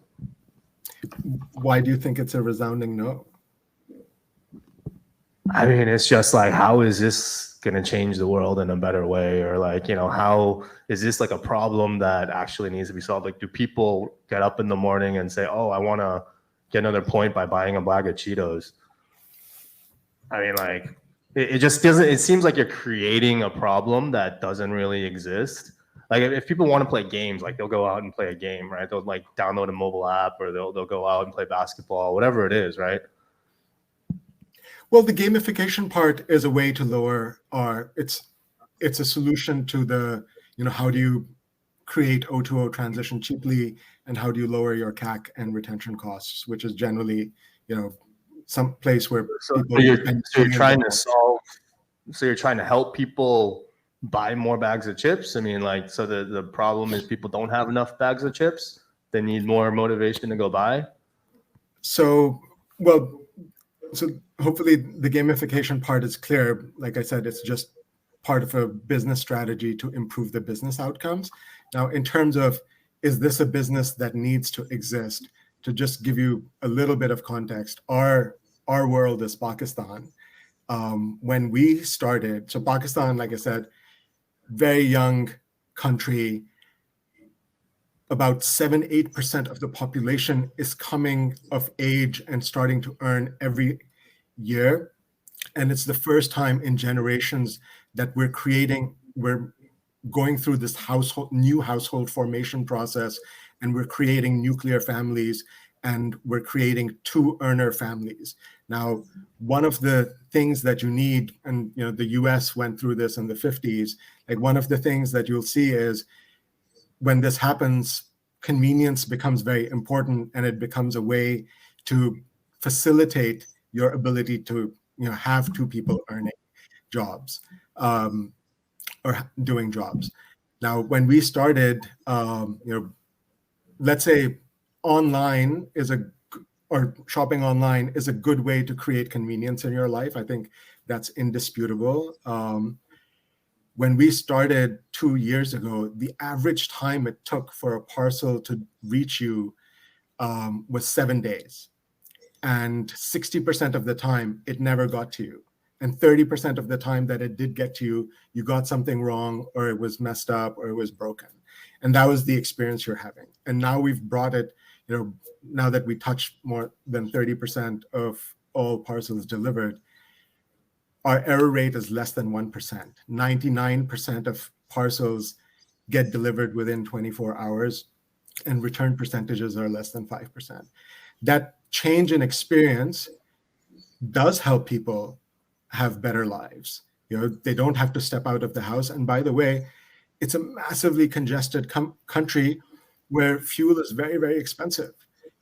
We deliver in trucks and motorbikes that take advantage of scale. We reduce the cost of the bag of Cheetos for many people. And by the way, it's not just a bag of Cheetos. It's a Muslim country where most women can't leave the home or have access to transportation. When they're wives and mothers, it's hard to go out into the market and get a box of milk for your baby. So yeah, we'll deliver Cheetos, but that's not the point.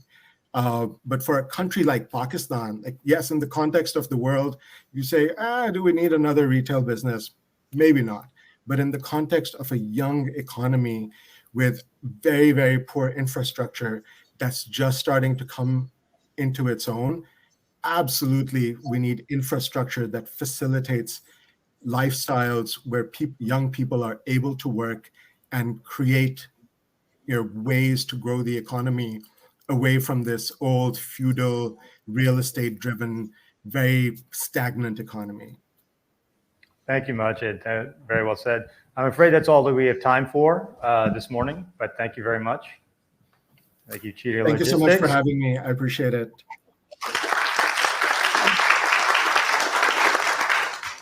And now we'll move on to our next remote startup, SurgiBox, providing an ultra-portable operating room and a backpack solution.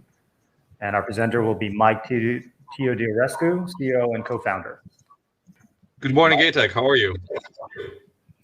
My name is Mike Teodorescu. I'm going to present you SurgiBox. It is a portable operating field that allows you to protect both the patient and the provider in both hospital and disaster relief environments. The problem that we're solving is that there's an immense need for safe surgery. Over 143 million people need safe surgeries every year, more than there is capacity. This results in 18 million deaths that could have been avoided, as well as a $12 trillion GDP hole worldwide every year. It also results in infections to providers of care. Over 85,000 doctors, surgeons, and nurses get infected by fluid-borne diseases. So our solution is three-pronged. One is to protect patients and surgical teams, bring safe surgery to the point of care, and increase procedural efficiency.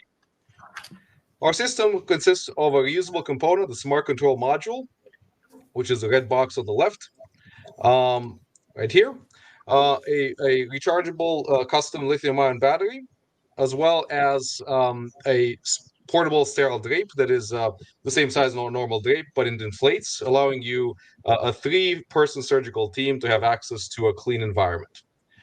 This part is actually repels fluids. It has channels for blood loss and a number of other features. There are multiple use cases, but several of them are fairly typical in many developed countries as well. For example, OBGYN procedures, which oftentimes come with complications, limb surgery, general surgery, as well as emergency bedside and field care surgeries. The market is very large. Annually, just from acute and pre-hospital care, we're looking at a $8 billion market, give or take, with a fairly conservative 15 to 20% of the total annual surgeries needed applicable with our system. Some things to note, even in countries with very developed hospital systems like China, US, Europe, and many other locations, surgical site infections are very common, especially for certain kinds of procedures like major abdominal surgery, 10 to 20%, fasciotomy, 15 to 20%, C-sections up to 5%, which can be reduced with a system that can prevent, that can help add additional barriers to prevent infection. Our system can also be used as a platform for ICU surgery, such as risky procedures like central line placement, debridement, and so on. And we have already established a toehold into the NGO market, which provides 3 million of these surgeries every year.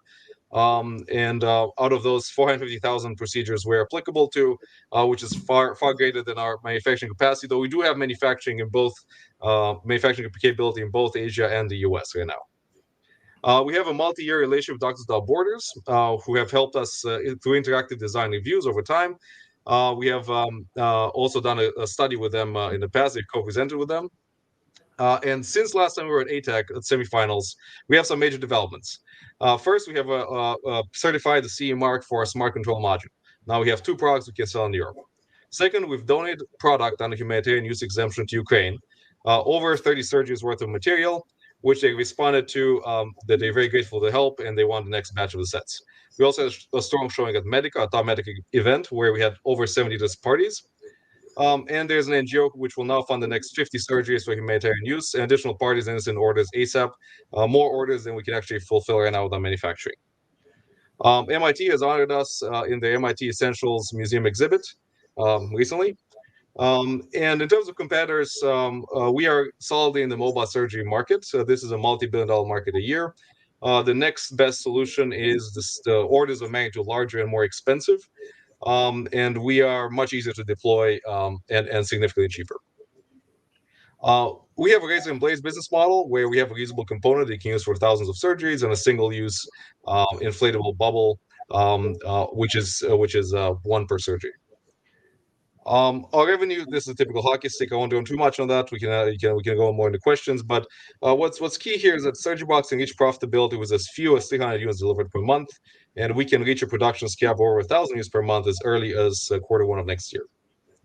We've had validation from peer-reviewed journals, numerous third-party certifications, as well as we're grateful to have been selected as Harvard's best innovation and the President's Challenge, 2016 Mass Challenge, Harvard New Venture Competition winner, as well as other venues. We have IP that covers both the current product and future product versions.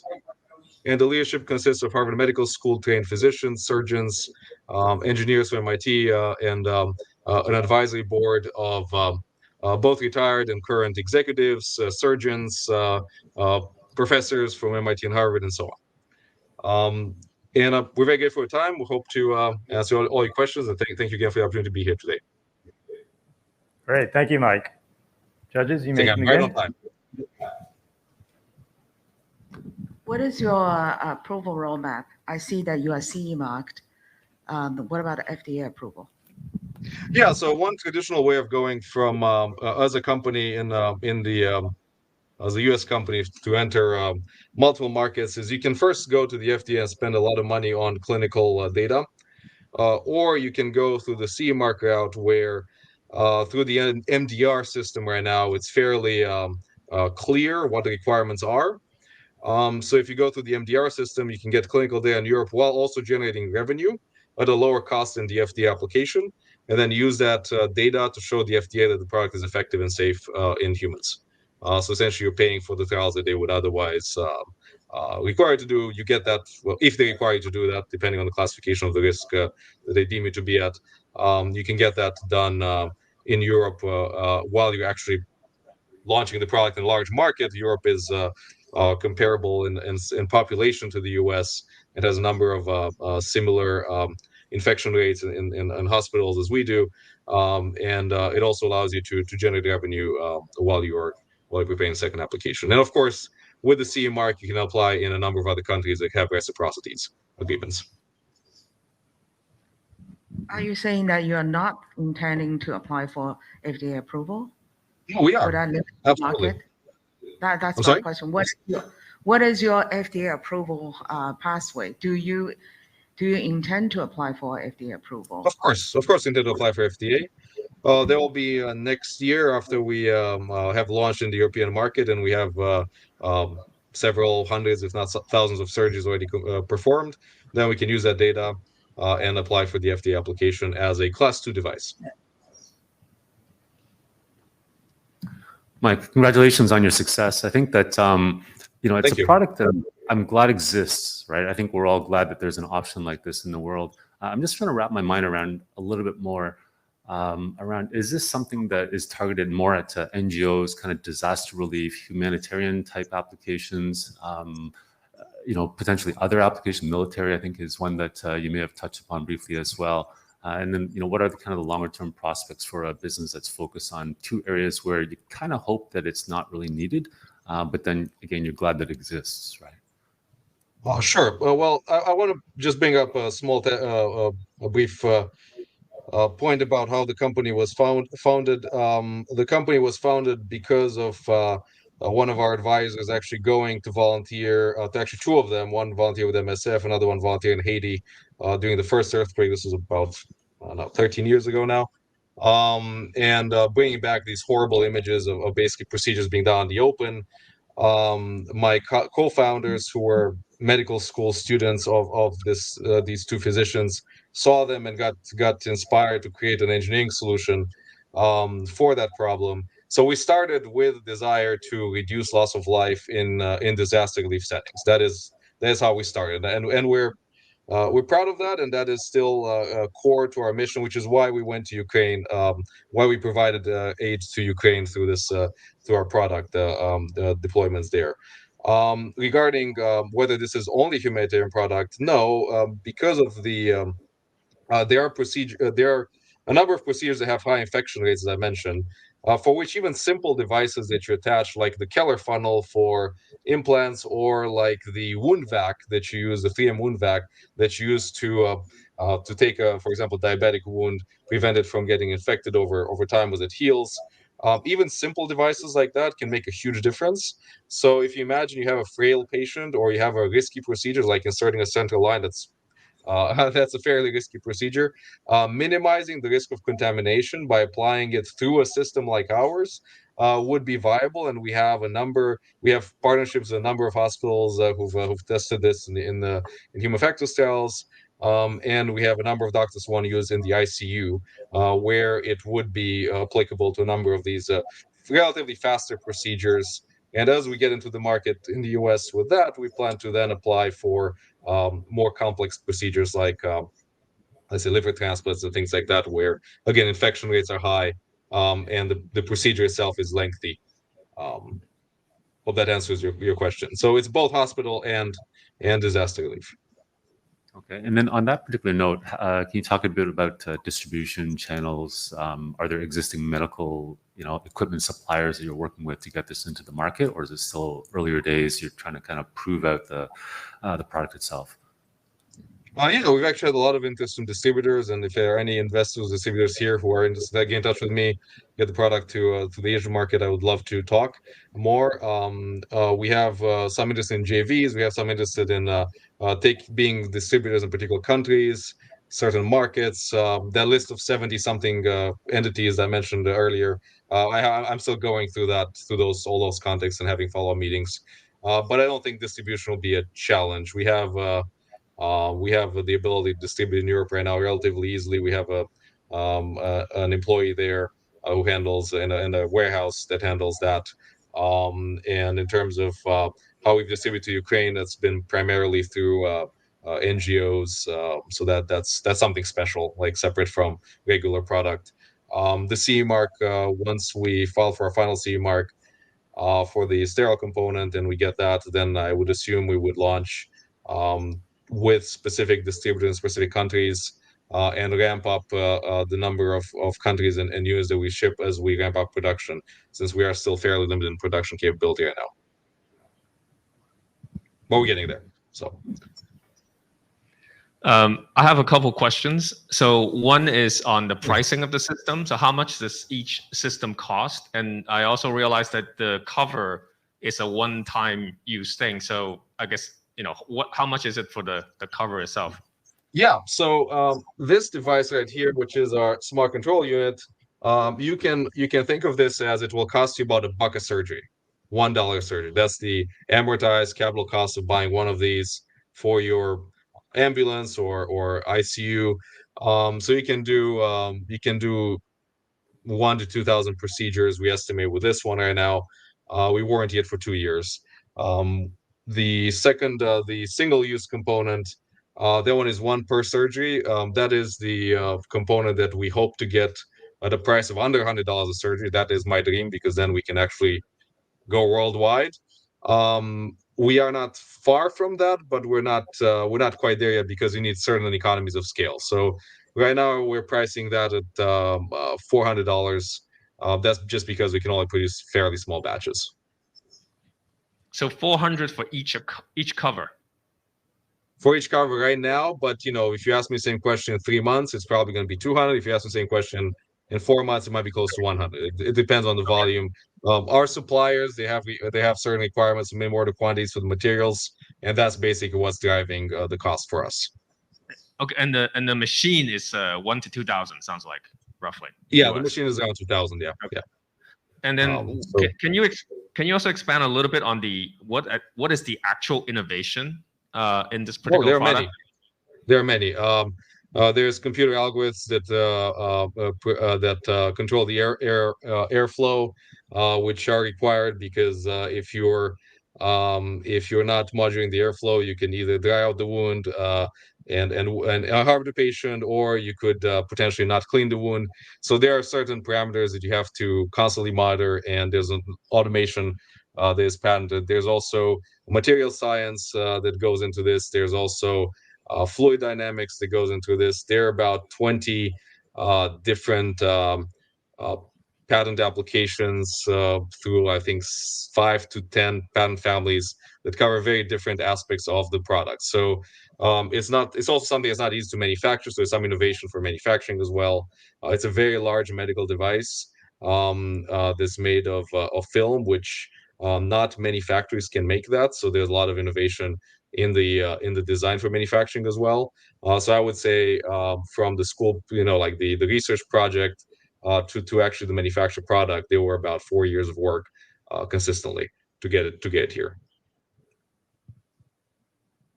Okay, And the thank team you. is physicist, physician, surgeon, computer scientist, MIT supply chain operations engineer, electrical engineer. So it's quite an interdisciplinary effort to get this actually made.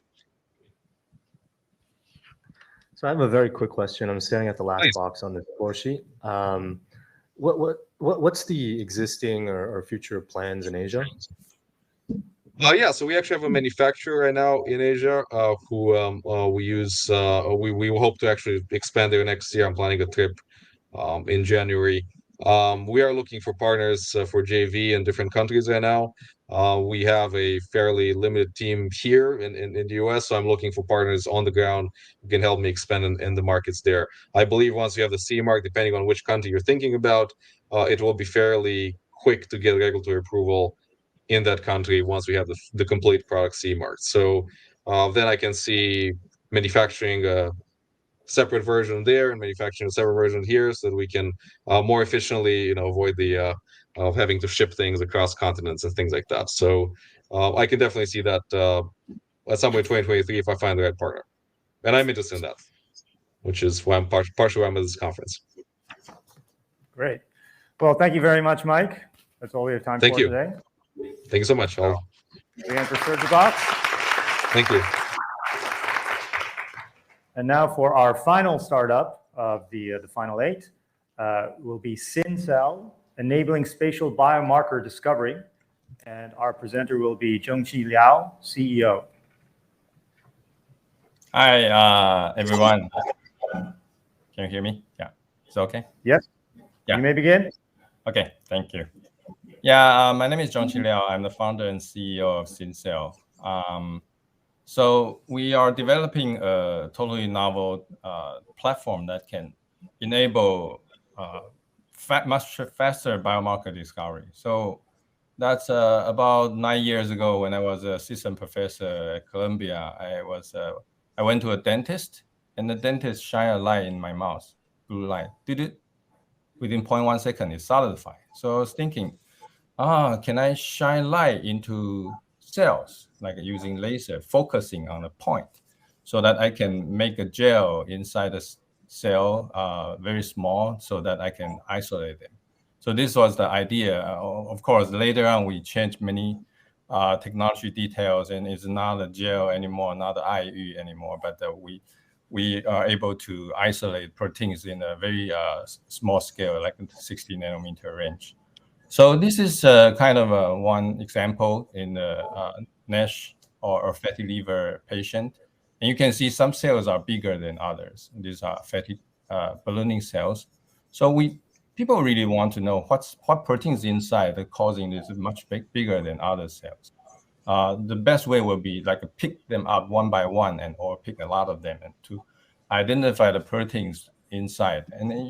But so far there is no effective way to do that. Especially you want to pick 1,000 or 5,000 of this kind of cell automatically, because PCR can amplify the RNA, but there is no PCR for proteins. So protein is always a headache for like a sensitivity issue. That's the technology that SynCell want to provide. So with this kind of a microscope guided proteomics, you can do many things. Basically, right now we are already doing the Alzheimer's, and then we isolate the cell model beta amyloid, and we already kind of the preliminary identify novel beta amyloid biomarkers. We are not 100% sure yet, but with 2 repeats, they keep showing up. So we kind of want to use this technology, sell the platform for everyone to solve their own biological problems. I mean, we are also doing many other kind of diseases, including the triple negative breast cancer, other problems. So how do we do it? So this is like a T cell and a cancer cell interface. This is called immune synapse. We know in some, like in kids, they have the gamma delta T cells, and in adults, we only have alpha beta T. So people really want to know, okay, what proteins are inside this line? I mean, you can see a line here because we stand one color, but actually within this line, maybe there are 200 different kinds of proteins or even more. But the other 100 different kinds you cannot see because you don't know what they are, so you cannot stand them. That's a paradox. So the best way is to identify those dark proteins. How do you do that? So first we use AI to recognize what you want, blue and green balls in between these lines. So maybe in these figures, there are 4 lines. So with training about like 100 images, we don't need very high quality of AI, like 80, 90% because of the sensitivity. And then with that kind of sensitivity, then you can shine another light to this line. Of course, as I say, this is kind of a dentist way. So the dentist way now we evolved to a new way. This is not the brand new way we are using, but this is just to give you an example. One side is to pull. This is a biotin, so we call it B here. That later on you can pull it out. The other side you have this photo activatable molecule, so that form the covalent bond once you shine light. So once you have the light in this region, they will form a bond to proteins there. So these 200 proteins, 200 different kind of proteins will be biotinated with this B, and then later on we can pull down. And as I said, with these 4 lines is not enough. We may need maybe 50,000 lines. So we need to do this repeat again and again and again automatically. So we use mechatronics to automate the 5,000, 10,000 field of view, all automated, so that we can collect enough proteins on time, and then I send them to mass spec later on. So we already identify novel biomarkers, more than 10, and then already validated they are positive. And then also we have 10 patents covering hardware, software, AI, and reagents. So the pre-production will be ready next year, and actually we are already doing pre-sale just right now in the ASCB meeting. I'm here now. So the goal is like first we find out the target customers, and then we do a grant competition, and also make them aware that our existence. And now we have this grants program, and many people send their requests. We already kind of pushed the request, and then now we have more than 10 projects with revenue running. They give us the money, and then we do the service. This is not really our business model. Our business model is to use this to broaden the awareness, so that the more and more people are interested in, and then we get the more in the instrument sales, and then later on the recurrent sales of the reagents is even higher than the instrument sales. So as I said, not only that, we also do in-house biomarker identification, and we also build the next generation we call farm scoop. The original one is called microscoop. It's kind of an ice cream scoop, right? Pick up the proteins. So this is kind of our revenue sources, and now we are doing the research services, but later on system and reagent, and also with a pharmaceutical company for biomarker licensing. All right, Dr. Liao, I'm afraid we're going to have to move on to judges Q&A, actually. Oh, so that's okay. Time for the presentation. So you can continue the discussion within the Q&A. Okay, sorry. Thank you. Judges?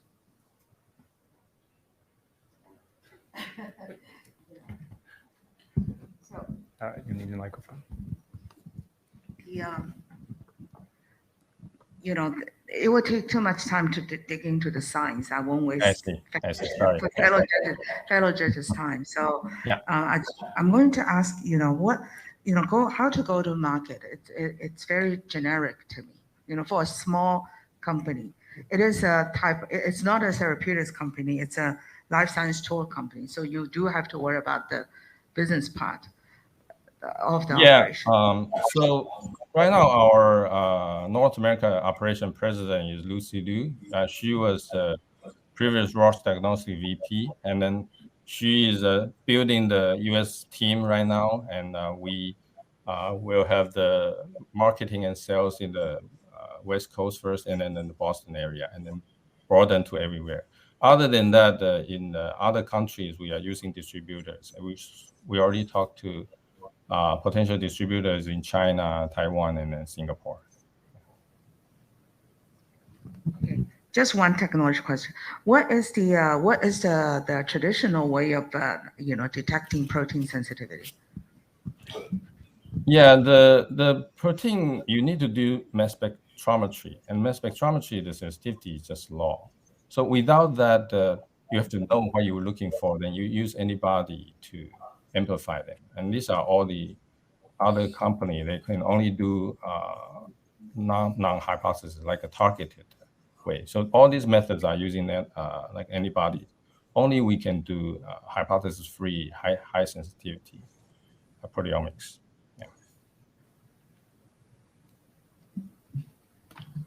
So in the end, it's a proteomics challenge, right? You are trying to.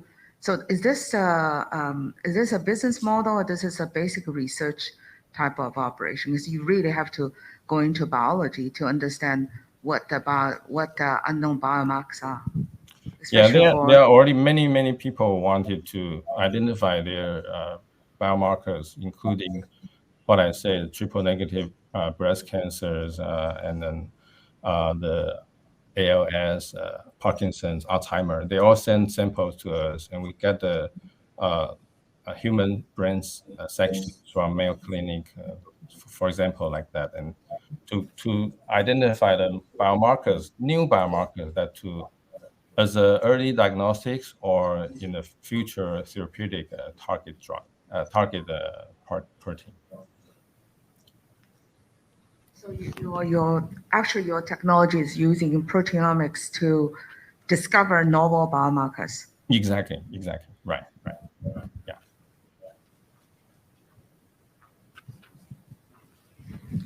Why is it that no one has done this before?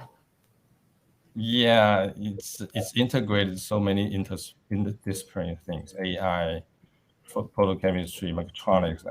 Even Nobel laureates, I talked to them, they couldn't have thought about this kind of way to amplify protein. I mean, basically, we don't have PCR for proteins. If we have PCR for protein, that's another Nobel Prize, right? So our way is kind of a little bit brute force, like we just do this many times, like 1,000 field of view.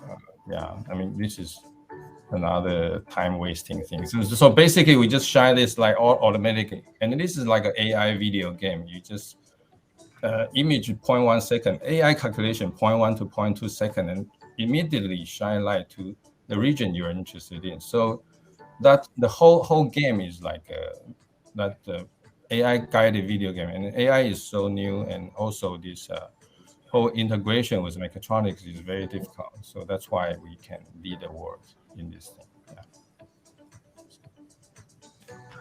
Dr. Lau, thank you for that. Sadly, I'm not up on the science of, biomarkers and protein science, but then I'm curious on the business model side. And unfortunately, I think you had to kind of glance through the business model slide. So I'm curious, where are you right now? You have some service revenue, is that correct? Yeah. Towards right. Producing we all get some service revenues. Yeah. Now I think our kind of happy headache is that we got a lot of requests for research services, but we also have in-house biomarker identification, and then we are also having the Olympus team. We hire some people from Olympus, the leading microscope, so they help us build a system. So our goal is to sell machines originally, but now it seems like a biomarker identification is very powerful. So next year will be the most important thing to see which one will lead in the future. But for now, it seems like everyone likes this technology very much. So if I were to paraphrase, the worst case scenario is that you just become like a research services provider.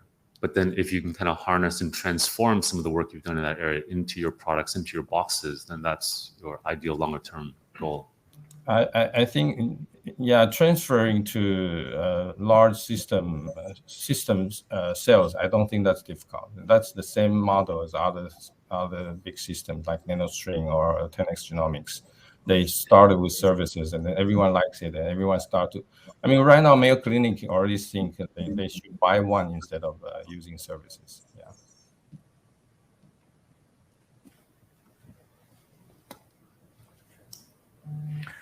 Great. If no further questions, thank you very much, Dr. Liao.